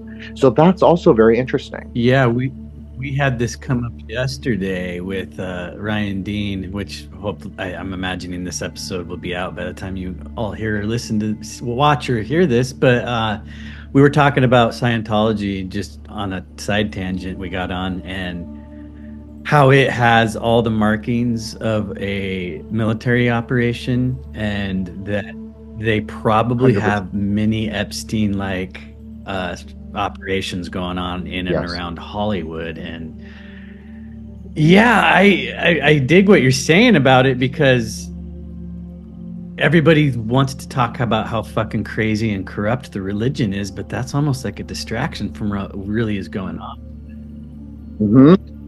100%. And that's how I feel about a lot of discussions of religion, whether the religion is contemporary or historical. I think the most interesting, okay, so I'll use a contemporary example that people who are very online like me or on Twitter will know about, which is the Steve Saylor being a member of the Temple of Set, Really? allegedly. Okay. Nice. So- I haven't heard this. Colby, can you hear me? Sorry.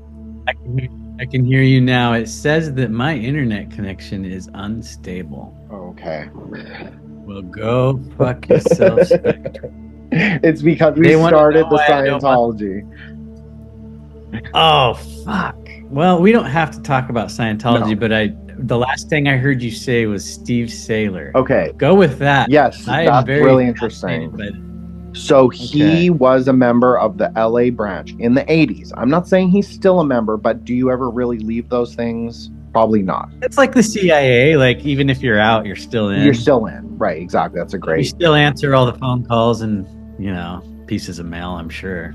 So he was allegedly, there's a photo of him, which is also suspect. Like, why would they take these group photos with each other? They clearly know this stuff can also be used against them. I mean, this is like an Intel founded organization. So, but he allegedly was a member of the LA branch of the Temple of Set. There's a picture going around with him, with Zena LeVay, and multiple other people that are very prominent in the Temple of Set or in the Process Church, because I think that's really the axial crux, if you want to say it like that. Like that, we see a lot of the things like I won't bring the name up because I don't want you to get like gang stalked like Dan from End of Days was, but there's a sort of very transgressive satanic, we'll say, cult that uses a lot of the process theology. So Hey, don't hold back on my account, well, if you want to say. I mean, I'm not scared. It's the O9A. So O9A stuff is the Order of Nine Angles. They obviously are part of this Temple of Set / process theology sort of like outgrowth. Like they're sort of the contemporary manifestation.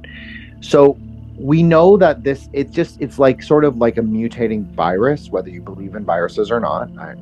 Or props to Janet, because I know she doesn't really believe in them. But I think for me, I think of them as like a virus. Like they kind of they mutate, but it's never spontaneous, right? Like it's always requiring some kind of like inputs from intel, really, is basically what it is. So Steve Saylor got outed as a member of the Temple set, allegedly. I think that's really interesting because obviously I'm not a race science person. I'm obviously mixed.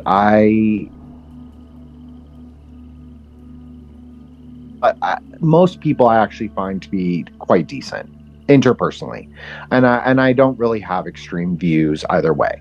Now, do I recognize that there is something in race that could be at a genetic level, and there might be markers such as IQ and certain things? Sure, that could be true, but the way he expresses it, I think, is very much open to ridicule from the scientific community because he only uses selective data sets. So I think that is true. Obviously, we've gone through this whole wokeness thing of 2020. So people are in this very reactive mode, including me, who wanted to say all this, talk all the shit. And sometimes I do on Twitter. But the reality is at the end of the day, I really fundamentally believe in people's goodness more than their bullshittery. Now, do I think that a lot of social decay is managed? Absolutely. I think he's part of that in a way too, because I also think I think that is a very theosophical idea to like categorize people intensely. Like there's no hermeneutic, there's no way for people to get outside of their racial categorization. So Asians are just good at math. White people are just builders of civilization. Et cetera, et cetera. And then there's obviously the very negative ones, which is more that like all Africans are low IQ. So I just think that that's a very flawed methodology for viewing the world. I'm not a theosophist. I don't believe race is that fundamental. I think it's sort of ephemeral. It matters, and it definitely lends to social cohesion, but it's not the key. But I do think that, to tie this back to the question you asked about like the more modern roots, I do think it.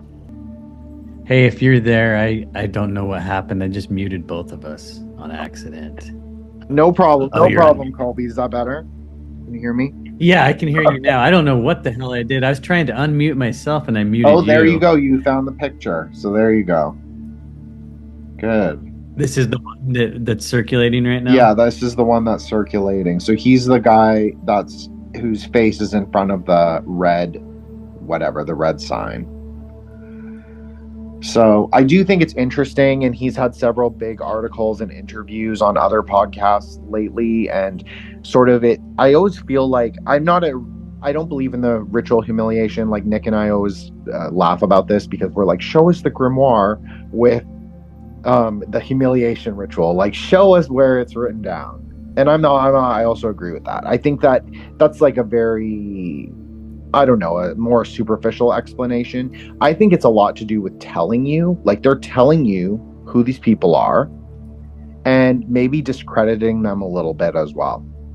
And I think we've seen this in the alternative sort of podcaster space. And I'm talking about like very big names as well, not the people that we spoke about earlier, but more news people or more parapolitics people or more deep politics people. We have seen them self-combust, several of them. And I think it's very interesting sort of then to look at the positions they take after they kind of self-combust. And it's always like very leftist positions, even though those people weren't necessarily leftists. Or maybe they even identified as more right-wing. So I do think that there is this progressive sort of underlying faction or ideology to all of these things. And it's not so much left versus right as we like to believe. I think it's a lot more just this bullshit of like moving us towards like a eugenics kind of future. Obviously, people during 2020, 2021, 2022, the WEF stuff was really important. And I'm not dismissing that, but I think that is also a kayfabe because it doesn't really show you the top tier management. It's sort of showing you very middling layer. So I think that's a problem, and we hyper focus on and even I did for like a quick minute. You kind of tend to look, or even with other people, like a lot of people are like like the Fuentards, they're into noticing. Well, their noticing is very low IQ. So what purpose does it really serve? I guess that would be my That's what you call the is that Nick Fuentes followers? Is that calling what you're saying? Fuentards. Okay. I thought I just wanted to clarify No, because no, I no, thought that's that. okay. I just wonder what purpose like that serves, because a lot of people are like now, oh, they're like, that's not even a name I coined. That's like a Zoomer word to describe people who follow him. And his following is dwindling. So it's not like, even though on social media you might see an upcrease in that, whatever that ideological faction is, I think that his audience share is diminishing. So I think that a lot of these people are very managed, and a lot of their narratives are very managed, and it's also to get you in a cleap off. And it's also to see who pulls through. Like, see who sees through these things, and once you see through, then you kind of are a little more savvy, a little more advanced on the chessboard. I think that's a lot of what to do with it. It's still a sort of like telegraph their intentions. People who know, people who don't know, and they fall prey to it. But then there's also a way to not fall prey to it, but it's really challenging. And even for myself, I find it very difficult at times to like know what's really going on. So I'm sorry, that was a very long-winded thing again, Colby. No, that's okay. I mean, when you're talking about the influence over like pop culture and all that, there's so many tangents and places you can go with it. And I'm trying to remember, we were talking about Kubrick and Philip K. Dick, and then we got to Steve Saylor. But do you think that this is a spiritual battle when it comes to conspiracy? Because that's a term that I hear thrown around a lot that I tend to agree with on a level. So like you, I think that fundamentally it is a spiritual battle. However, in saying that, I think that okay, so how am I going to phrase this? So I do have a lot of friends, Colby, that are in like the more libertarian anarchist sphere. I'm not saying I'm one of them. I'm just saying that I have known to dabble in that ideology for a quick minute, at least. And yeah, I'm more of an anarchist these days than a libertarian. I think they're just kind of libertarian. Yeah, they're they're lawbirds. Yeah, I totally agree. They don't. I don't know. It's like a half measure to me. I being agree a libertarian. I agree with you, but I also think there is something metaphysically true, if you want to say it like that, or maybe there's something metaphysically real is a better way to phrase it, about having a proper country. Now, what does that look like? I don't know. So I'm going to say that, but I also think like, okay, so if you think of the Kabbalah tree again, like what is the kingdom? Well, the kingdom is us. It's our skin. It's the exterior layer of like what contains us. So there is an idea that maybe our country should be contained also within this kind of boundary. And so I can't say that I'm an anarchist because I'm against open borders, because I can see that is part of the plan. And if it wasn't part of the plan, maybe I could renegotiate that sort of thinking and being like, okay, we all have the free ability to travel. But I also recognize that is like, well, let me lay out an argument to that, because it's actually the government that's keeping these borders open right now. Well, that's right. I think if we had the power in our own hands to govern ourselves, we wouldn't have open borders, but that's just a very romantic notion I'm willing to entertain. I'm not trying to say you're wrong about that. I think that there's a nationalistic viewpoint which has been demonized as racist, yes, and it makes the liberal view, and I say liberal as in the current definition of the word, it's the government that's actually fucking allowing this to happen. 100%.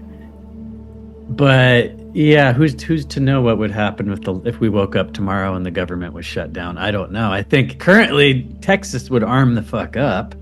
I mean, they're already armed up, but they would actually line up on that fucking thing. Anyway, yeah, that's a side tangent too. But so what was the point you were starting to make about you had dipped your toe into? Well, I mean, it was a long time. It was a long time that I sort of thought of these ideas and thought of like this ideology. I never really was like 100% like hardcore into anything, because I'm not really like that. I like to know the full contour of what I'm like assigning to myself before I like ascribe to it.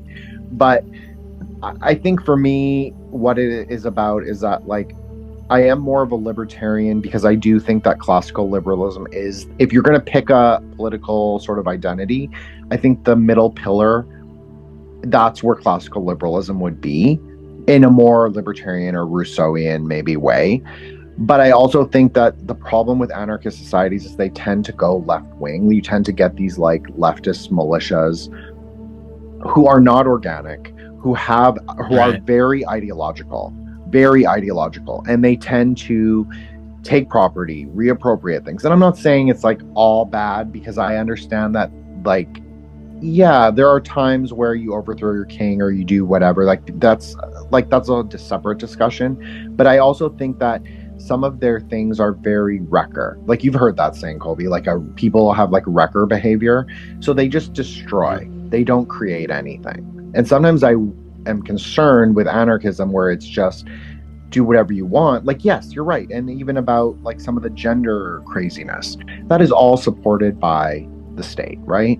But we also know that if you cut funding to those things, it would like end overnight. If you cut funding to teaching it in school, it would like almost go back underground. So I can see that there is a value in seizing a kind of power through the state mechanisms. I can also see how that can go very wrong, and how that can, but I do think the left uses it so much that I think that it's almost necessary to be a counterbalance, because obviously we don't want to end up in pods or whatever. And I think that, so I do think that there has to be some level of resistance. And I also think, I know this is going to make me so unpopular, but I have been thinking about this idea of collective will and what that is. And maybe there is an idea metaphysically that voting in some sense is an exercise of collective will. Like, yes, I know it's a game. I know it's managed dialectics. I'm aware of all of that. Okay. I know it's fraudulent. I know that it doesn't really matter. But at the same time, there is a metaphysical exercise that you are doing when you are casting a vote in a collective. That overpowers a lot of, like, if you want to say that they cast spells on us through music, through TV, through media, sure, I agree with that 100%, because that's where magic is. Magic is not in the black room with the pentagram and like sacrificing a virgin. Like, yes, that might be true as well, but I really think that it's music, it's media, that's the managed perception. That's magic. That's happening. And so I think that the one time we can cut through is through that act of voting. That being said, I have never voted because I've always been very anarchistic in my sort of, I guess, orientation. But I just think that maybe I was incorrect, because I can see how that influenced a lot of people on the left. And a lot of people who are leftists, who consider themselves anarchists, they are very ideological and they are very violent. And I don't mean cool violence.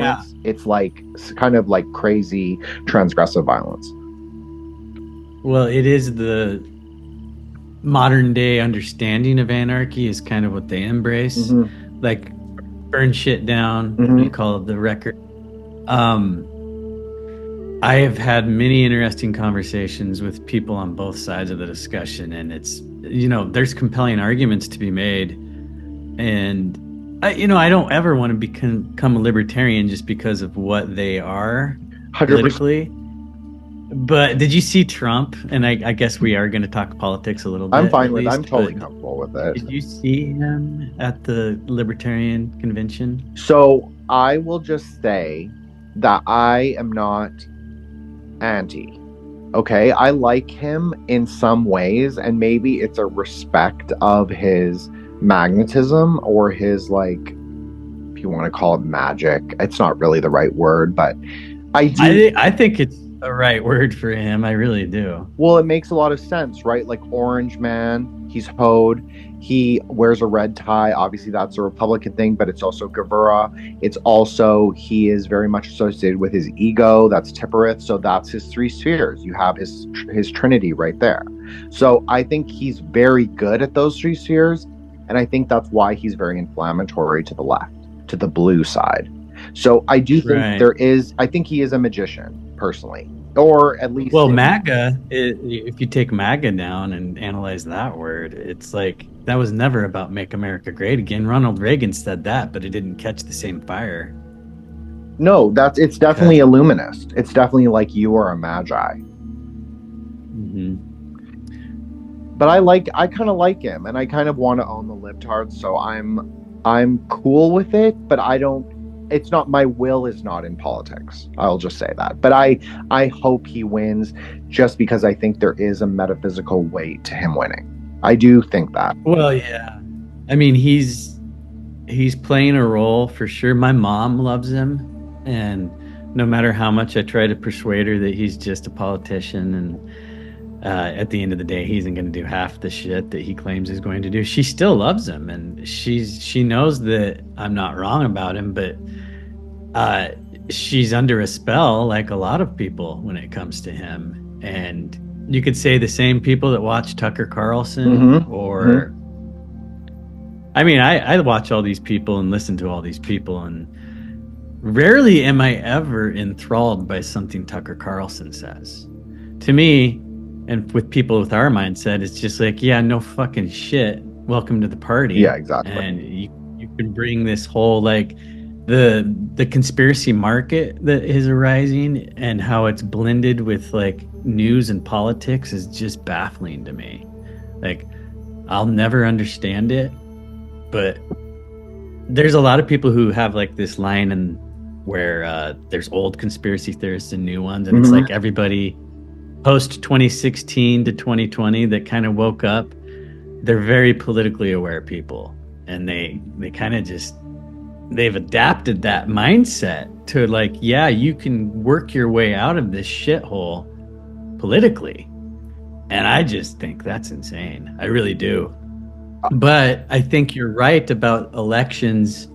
Like, if you look at 2016, when he won the first time, and what that did, and what it would do again if he's to win, which at this point I can't discount that. I mean, it looks like it's a likely scenario to play out. But it would, yeah, the ripple effect from that mass explosion here in the United States, I'm just kind of waiting. I'm not going to try to predict anything with it. I think it sets a tone. And you're Canadian, and you're like, has it always been that way up there, that you're kind of invested in U.S. politics? So I would say it sets the tone basically for the world in some ways, and it kind of makes, because regardless of that I'm Canadian, it is the new world. We're all kind of new worlders, I guess. So what happens here, specifically America, obviously, it does kind of set a precedent. It is kind of there's something very Luciferian about it in a way, that it kind of shows people what is possible, what is potential. And I do think that is something very interesting about the particular American formulation of politics. But I agree with you, Colby. It is very difficult for me to sort of like navigate like what the current landscape is right now, because my inclination is not to politics. I did have about 6 months where I was like, yes, Trump is the only way, just because I could see he will provide a counterbalance to the left. I do believe that. I don't believe he is a solution to any of our fundamental problems, but I do think it will provide a necessary counterbalance, and a legal counterbalance. Because if you want to say anything about these like archonic elite forces, they do tend to like to play within the law, regardless of how they stretch it or maneuver around it, which is the law is very magical. Especially the way it's set up in America. Like common law, there is something very dialectical about it. So I think that it will provide a balance. And I think that there are some things that need to happen. But I agree with you that the best solution would be for people to govern themselves. However, I know from my time on the left and being interested in these kind of left anarchist or left libertarian ideas, the idea of pre-configuration or being like the captain of your own ship or the king of your own kingdom, that is like, you have to have that. It can't just be, oh, we're going to like liberate everybody to govern themselves. Like that will never work, because many people cannot do that and many people do not want to do that.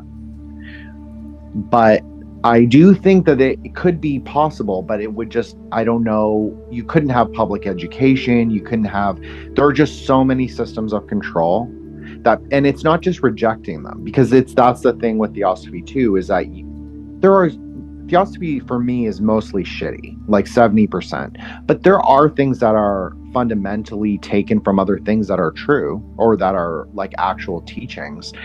So do we say it's all shit? No, because there are things that are real, maybe.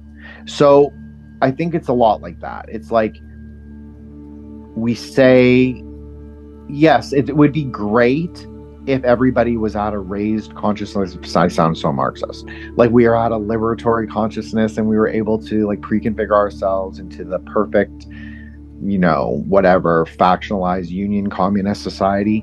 But the reality is you will always have people that are more Machiavellian, that are more driven by power, that are more driven by worldly desire. So there has to be a counterbalance to everything. And in all of the sort of anarchist societies, they've always sort of relied on this warlord or this central figure.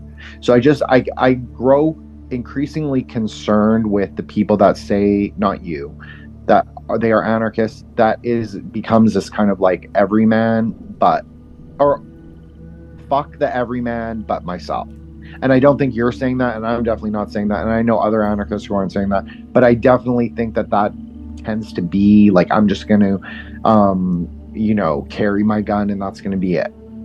But once you have a family, once you have like, there's more structure to your foundation, I think that it becomes much more complicated. And I think that's what I'm trying to inarticulately say, is that it's more complicated than just, oh yes, we can govern ourselves. Like, yes, I do believe that, but I also think that most people aren't ready. Yeah.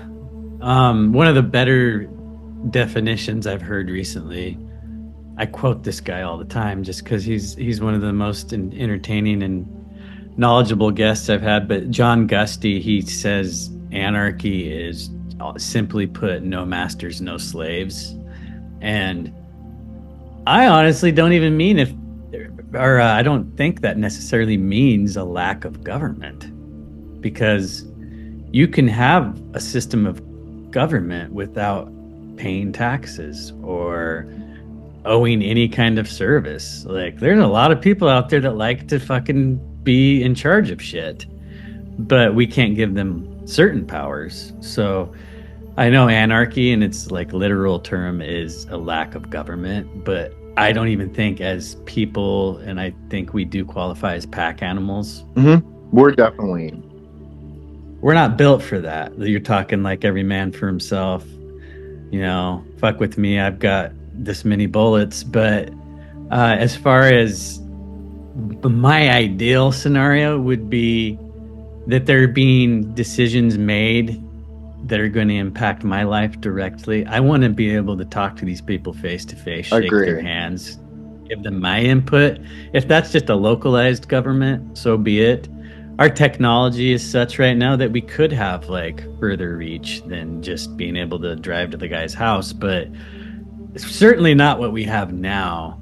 And there is something to be said for the chaotic process of getting rid of a current government, which is not something I would ever want to go through. I don't think that bringing down any modern government in a first world country is even possible at this point.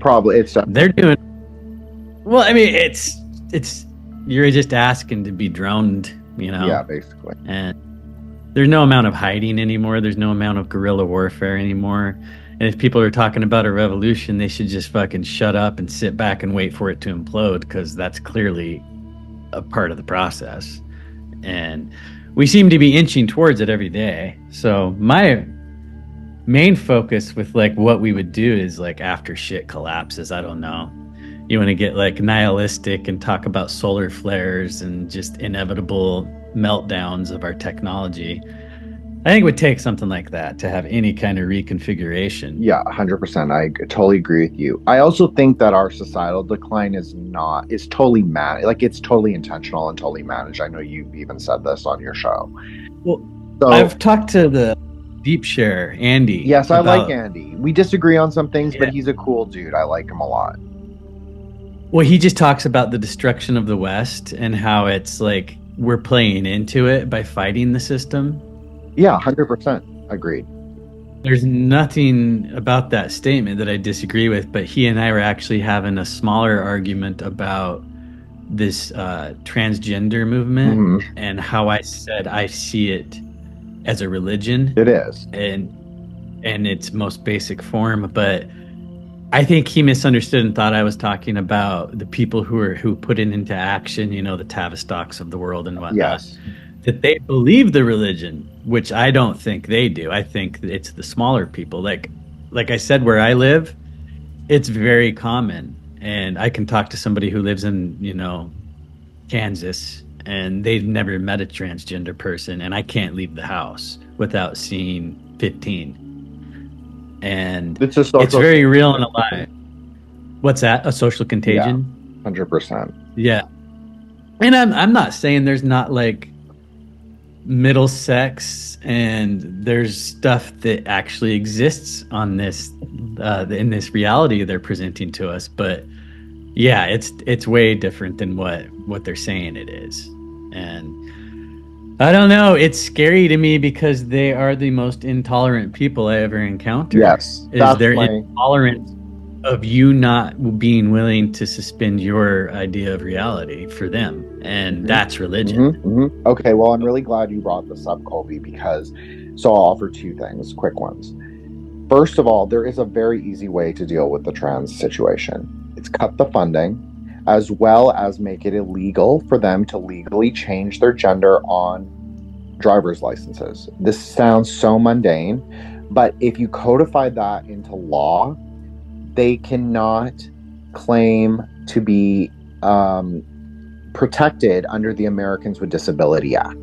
So in this way, I do think that there is a legal response that is very cogent, very doable, very it's very reasonable. It's not like you're not going door to door and like rounding them up. You're stopping the legal mechanisms that makes them recognized for being trans, which I don't agree with is real. Like, I just don't agree that is a real thing at all. I think for me, it's all paraphilia. I'm not the only one to make this argument, but I think I'll just say it. So that's where I'm at with that. I just think just restrict those two things, and you would really cut down on the incidence of, you know, because you see a lot of like older married men transitioning now, and it's honestly insane. It's so insane to me, but I digress. And then also, I think that you said something else really interesting, but now I'm kind of forgetting what my point was. But I think Andy is totally right in that if fighting against something is not, that is sort of the managed dialectic, right? That is like they pit one side against the other, and then it's just like fight it out, but then the left kind of always wins because the Overton window always moves leftward. And so even in synthesis, it will always have a leftward orientation. I think that is true. So I think to be reasonable about it and not be like, yes, sometimes I'm really funny on Twitter and I'll be like, oh, Ukrainian gulag for you or whatever. But I think that there is a reasonable like legal layer that can happen that is not outrageous or anything. And then secondly, I remember now, okay, so the thing about them being scary and like Antifa soldiers, I think that is my problem although they are also state supported in many ways, so you could say that they are like the extensions of the DNC Antifa, so I think that's also true. So I don't know what I was thinking with that, but I do think there's something interesting there. I'm to the point where I think that the most extreme on both sides of the aisle are plants from the other side. your AOCs, your MGTs, Definitely. and not even politically. Like you go to your average university right now, and you see these pro-Palestinian protests who I happen to their sentiment, but it gives that movement a bad look. So it really is advantageous towards the pro-Israel people to have this happen. 100%. And I think that the slaughter of innocent people needs to be protested at every turn. I'm not doing it, but I'm glad that that's still alive out there. But man, they've just attached so much of it's all this stuff that has nothing to do with the issue, and then they just make them look really like. Did you see where they were like having hunger strikes, but they were doing it in shifts? And then there was the one school that demanded vegan options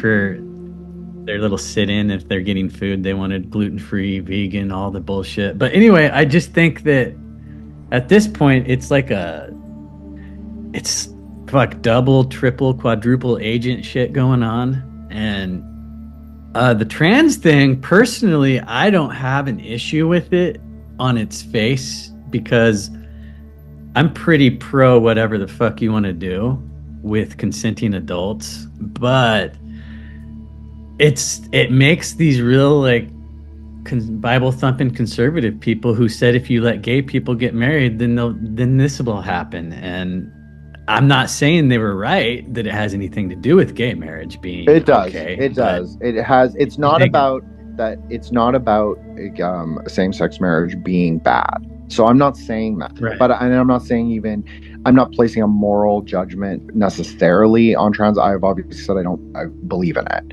However, right. And I don't either. But see, I think that their insistence on me believing it is what I have an issue with. And I honestly don't think that that's the mentality of every person in this group. I think it's the loudest ones, and it's the ones that we hear. But there's a lot of people in every group out there who just want to go about their business and be left alone. 100%. But that's why we should not have special protected identity classes. Exactly. No, and I agree with you 100% on that. Just like take away the legal frameworks to make them a special class, and then people can do whatever they want. Don't have it in schools, and I don't want to pay for your surgery. I think that's super reasonable. I do too. I mean, I've said that and pissed off many people and I think I was pretty vulgar about it. I got into an argument with an old roommate of mine years ago, and I said, I don't think I should have to pay for someone to mutilate their dick. And she thought that was the most insensitive thing I've ever said. And she said, how could you call it that? And I said, well, do you know the procedure? And she didn't, and I walked her through it. I said, there's a very good South Park episode that you can go watch, and it shows you the whole thing. But she's like, oh, that is kind of genital mutilation. But, she was like trying to get to the means justify the ends kind of thing. And I said, well, I was just calling it what it was, and you chose to be offended by that. But I mean, she was from New Jersey originally. She's Jewish, and if we talked about most things, we were fine. But if it was transgender stuff or Israeli-Palestine conflict, we would end up yelling at each other, which, I still have slight contact with her to this day. But I think if she and I were to sit down, it would get ugly pretty fast. Well, I will just say this to the I versus P issue that is happening on campuses right now. I find these exactly like 2020. This is just my opinion. I just find them exactly like 2020. I think there's literally 0% organic. I think that all the clips we react to on social media are not real. This is my personal opinion. Right. I agree. I think they're totally whatever, staged, AI, CGI. I think all of the above. A lot of them are recycled from the Syrian thing, whatever that was. I think that we don't really get to see real reality. And so I'm personally of the school that if I don't know, it's not that I don't care, but I don't care. Like, I don't care if it doesn't immediately affect where I live or myself or my family. Like I can't put my will into something, and I can't put my energy into feeling a kind of way. Now, do I think that politicians should be dual citizens? Absolutely not. Do I think that we should fund another country? Absolutely not. But I also think, and I've discussed this also in other episodes, maybe we're funding something that we don't fundamentally understand. And I think that might also be true. Like there's clearly some kind of state ritual things that happen there, but also obviously happen in everywhere. But I think that there are specific things that they believe they need to maintain. And I don't think it's just Jewish. I think that's just like the outer density kind of like name we call it, but I don't think that's really what it is. I do think that there is like this kind of it's tied up into it, but I don't think that that's fully contained in what it is. So I do think it's so complicated, and not the war per se, but I do think it's largely fake. And I do think that they're largely the same people. If you look at the mRNA studies, I don't think we're all our genes are. I think we're more than that, but I do think that I think that these are very interrelated tribal desert bullshit, and I just don't want any part of it. That's how I feel in general. Yeah. No, I agree. At the end of the day, if it's not on my front step, I'm not giving any of my energy to violence going on. Yeah, outside of my 100% circle. agreed. I mean, it's that you I think you used the word ritual, and I do think that there's something going on where there is a mass sacrifice when we have these wars. I mean, do you get into gematria much? So I'm not, obviously I'm good friend, like I'm tight with Nick and I love going on occult rejects, but I am like old school Kabbalah, where if I'm going to do gematria, I'm going to do it by hand. Like this is considered to be like the proper way, but I'm not condemning anyone's use of it otherwise. But you have to do it by hand, and there's a specific reason that you do it by hand, because you're supposed to gain additional understanding when you do it like that. So I do not do that, Colby, but I am interested in the ways that it builds the layer of correspondence around events. So like when Nick does that, I think it's really interesting because it does show you that there are other things that correlate to the event or to specific things that aren't necessarily, you wouldn't think of being related. So in that way, I think it's really interesting and real, but I just don't do it myself. That's not part of my, like, how I do it, but I'm interested in it. Yeah. Well, I'm pretty much in your kind of mindset when it comes to it, because my co-host Jeremiah, he's heavily into numbers, numerology, gematria, and he'll do what Nick does, and they'll take these events and then run words and phrases. And I mean, I'm not saying there's nothing to it, but I'm also willing to acknowledge that you could find a lot of connections that aren't there when you run something through like that. I remember being intrigued by the Bible code when I was little, and then you saw that if you did it to Moby Dick or any book big enough, you would get the same thing. It's systems of numbers, and you can interpret things all day long and make all sorts of ties. But anyway, I do think certain dates, this is even outside of Gematria, but the one that seems pretty heavy all the time is 322. That makes sense, right? 366. Yeah. And I mean, yeah, you get all these ways that, I mean, it was like when Clinton was in office up until now, there's certain days where there's always something that happens. And I mean, you could probably go back into H.W. Bush before Clinton and get the same stuff. Well, it's all one fact. When I was looking at it, it was just like, yeah, it doesn't matter who the president is. We're going to be at war, whether Biden, Gavin Newsom, Michelle Obama. Well, hopefully it won't be Gavin. Trump. That would be horrible. Well, I don't think it'd be wise to run him. I think that he does well in California because it's kind of its own twisted economy there, and they all seem to like him for whatever reason. But yeah, I think that the people who say that, I know Carl Hassel says that he thinks they might try to run him. And I've seen it looks like they're prepping him for something, but that could even be VP. I don't know. But anyway, side tangent there. I think that this thing going on in the Middle East right now.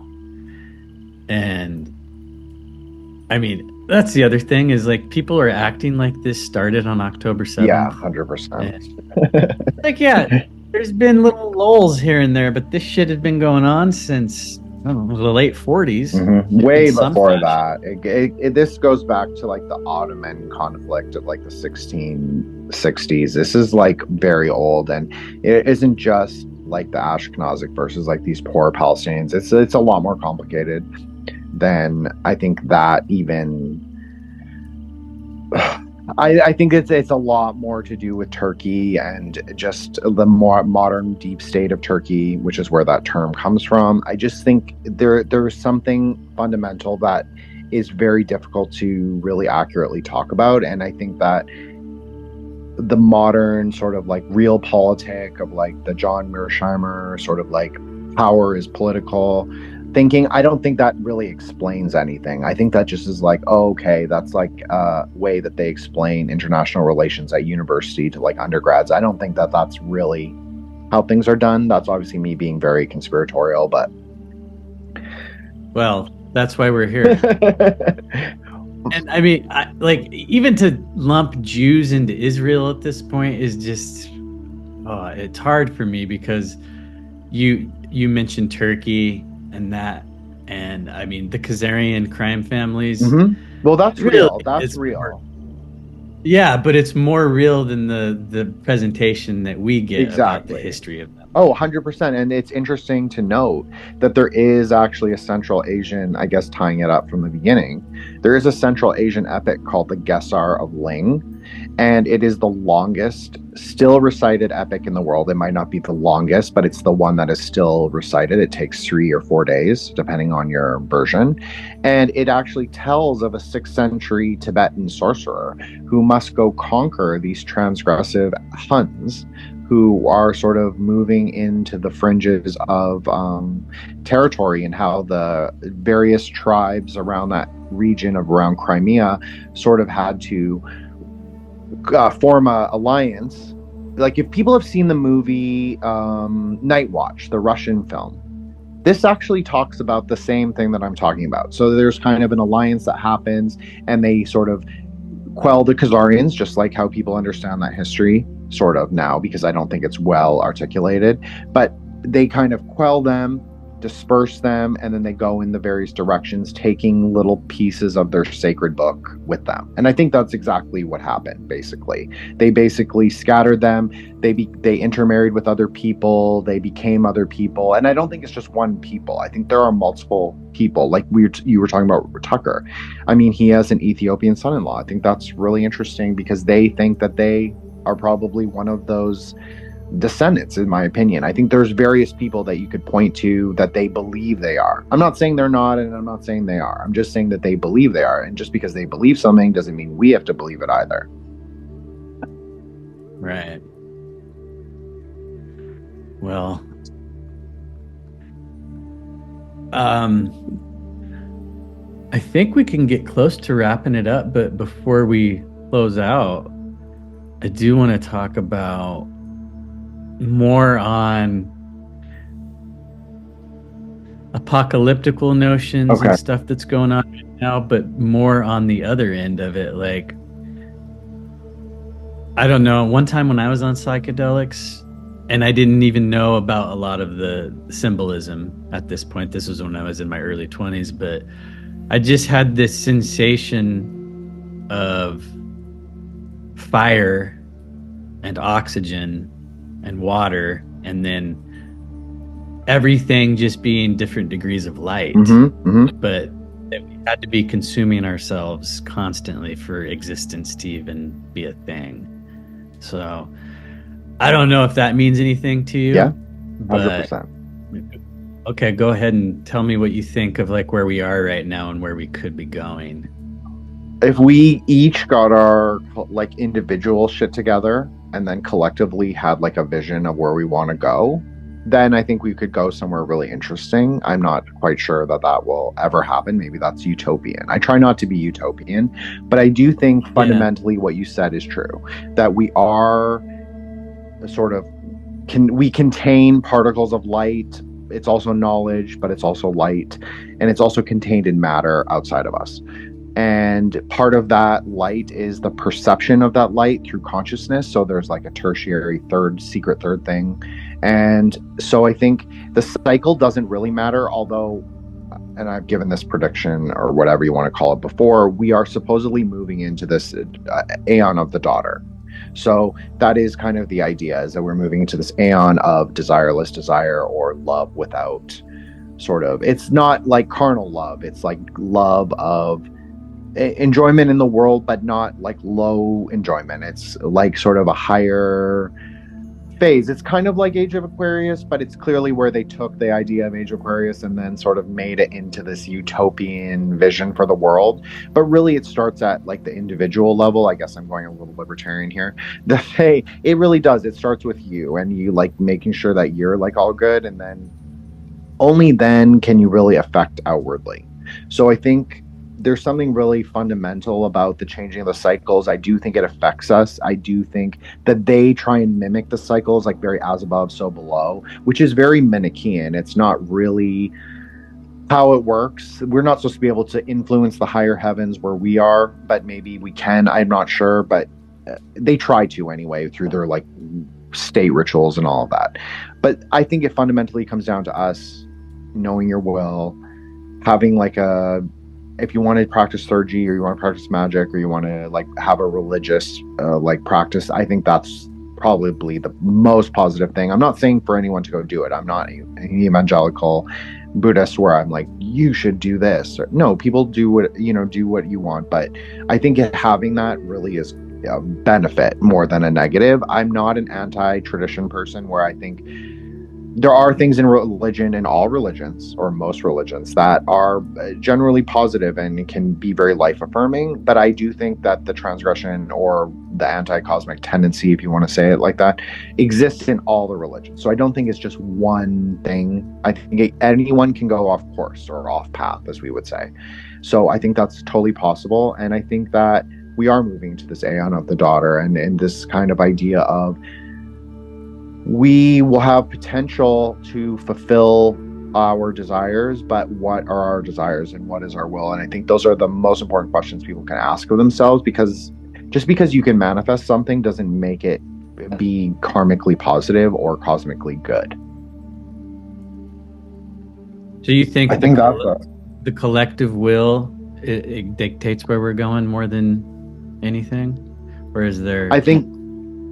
No, sorry, Colby, I didn't mean... No, I was just going to say, where is there more to it outside of the collective will? Because, yeah, like you said, it all starts with individual will, but as far as like the way that we move society and culture, you think that's going to be collective no matter what? I think, well, to tie it back to all your work on Laurel Canyon and then the extension in like the Seattle grunge scene, I think that's why they manage culture. I think it has everything to do with that, because if they can sigh up enough people, maybe they illuminate a couple along the way, right? Like maybe people sort of like realize whatever the hermeneutic they're doing is, and then they gain some kind of insight, knowledge, and accomplishment.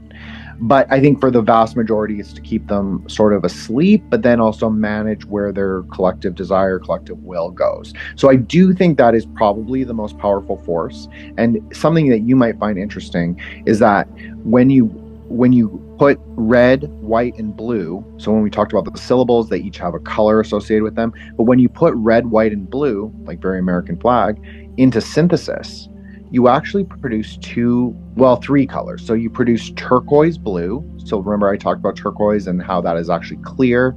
You produce pink, because pink is not just white and red. Pink is also actually a significant amount of blue.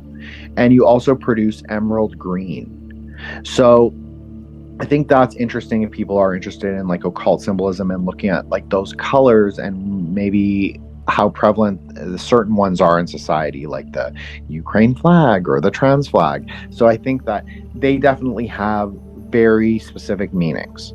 So I think that they definitely try and manage our expectations, our perceptions, our everything.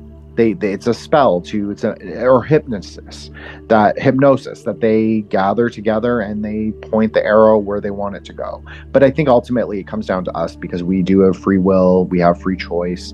I'm not anti-politics. I'm actually the most pro-politics that I've ever been in my whole life, which is really weird to say. But I'm not pro-politics in that you should just do, but like, no one's going to fix your life. You have to do that for yourself. But I do think that there is a potency that we can exercise. Now, can it happen outside of politics? Absolutely. Did 2020 look promising in terms of the Great Awakening, whatever that was? Yeah, for a quick minute, it definitely did. But I think that it's an election year and people are just splintering off left and right. That's just the truth. And so I think we have to I think there's an interesting game you can play if you're interested in sort of Machiavellian political games, that you can see where the wave or the arrow is going. And you can see if you can try and ride it. I know I've likened this to riding the dragon on Twitter, and it's exactly the same idea. You just ride the kind of the wave, but you have to make sure you know where to get off. You should not go to crazy extremes, because they like that. They like you to go far to the left or far to the right. Like, they want you to be very extremist. And the real trick is to sort of moderate yourself and to not be extreme. Yeah. Well said. Well, is there anything else you want to close out with? Because I mean, I think we went all over the place like I was hoping we would.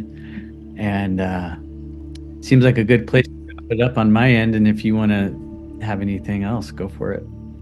No, I just really appreciate you, Colby, and thank you so much for like doing this and fitting me in your schedule. And I know it's kind of crazy for you, and I just think that the work you've done is really incredible in not just the Laurel Canyon or the grunge scene stuff, but I think a lot of the conversations you've had are just, I would consider you one of my top 3 conspiracy podcast guys, and I don't say that lightly. And I just think that your work's been really foundational to sort of my greater understanding of like what even conspiracy is, because I know you don't take an extreme view of it where you're like, you still will listen to the music, and I'm not really like that, whereas I'm like, I can't watch TV, I can't watch films like post a certain time.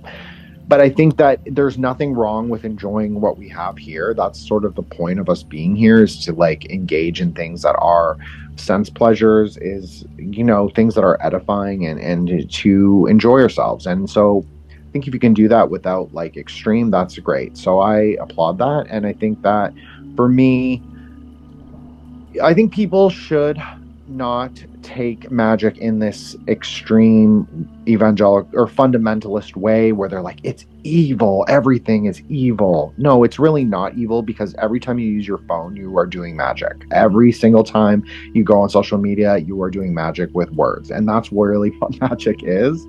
And so I just think, like, get a grip on it and don't be Manichean, because that is part of like the chessboard. And you know, use your words for good things. Use your words for, you know, to fight the archons. If you want to be a little Discordian, be a little Discordian. That's okay in certain contexts. Well, thank you for the high praise. Yeah, we just kind of started this thing to fuck around and have fun with these ideas. I mean, the name of the podcast, for fuck's sake, is Playtime. And my co-host and I just thought, you know, there's a lot of these guys who take a comedic approach to it, but I think you can be serious and still laugh, because my philosophy on life is something you alluded to there. Like, this is what it is, and you can choose to have fun or be a stick in the mud. And I get through life by laughing, even at dark shit. And I think that your approach to magic and these philosophies and religions is very unique. Your presence on Twitter is something I enjoy. I don't get on there a lot these days, but you're always in my feed, and you bring some interesting stuff to the table that I don't usually ever focus on. So it's nice to talk with someone like you with your viewpoint, and I'm glad that you started a podcast. Do you want to say what that is called and where people can find it?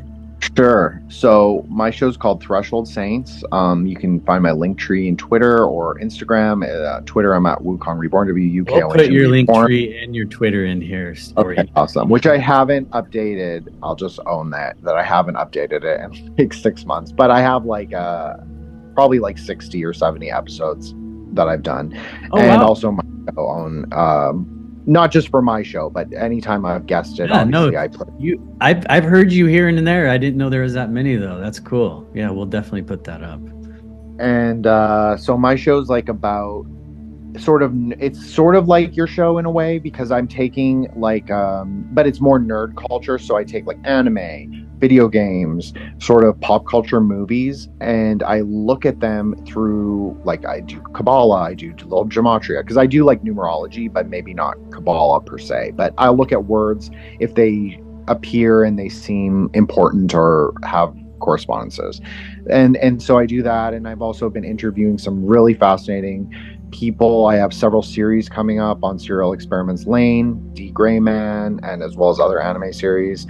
And I've interviewed, my last one, I did this guy, his name is Zuki, and he is kind of like a co-founder of the Proud Boys, but he's Korean American. It's just a really interesting guy, and he's into motorcycles. So we talked about like the history of motorcycle gangs in Japan.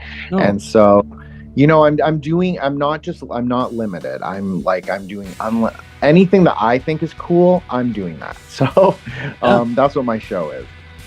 Perfect. Yeah, you're clearly very knowledgeable. Anything that I've myself or others have thrown at you, you can come back to it and bring it back to your base of knowledge, which is really good.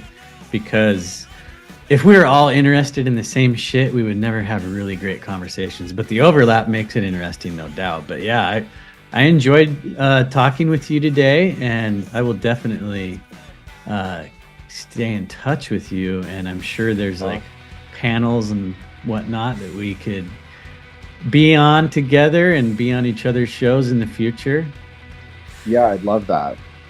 Yeah, and for your listeners, Conspiracy Playtimes, where you can find me. That's on all of the major platforms, and I do have another show if you want to get real grotesque with politics and pop culture. It's called Disinfobation. That is back on YouTube for now. They're tolerating us this second season, so we'll see how long that lasts. But all right, everybody, I'll stop recording here, and then we could say goodbye off the record. No problem. Have a good day, everybody, wherever you are, whenever you are listening to this. And don't forget to zip up your pants before you leave your house.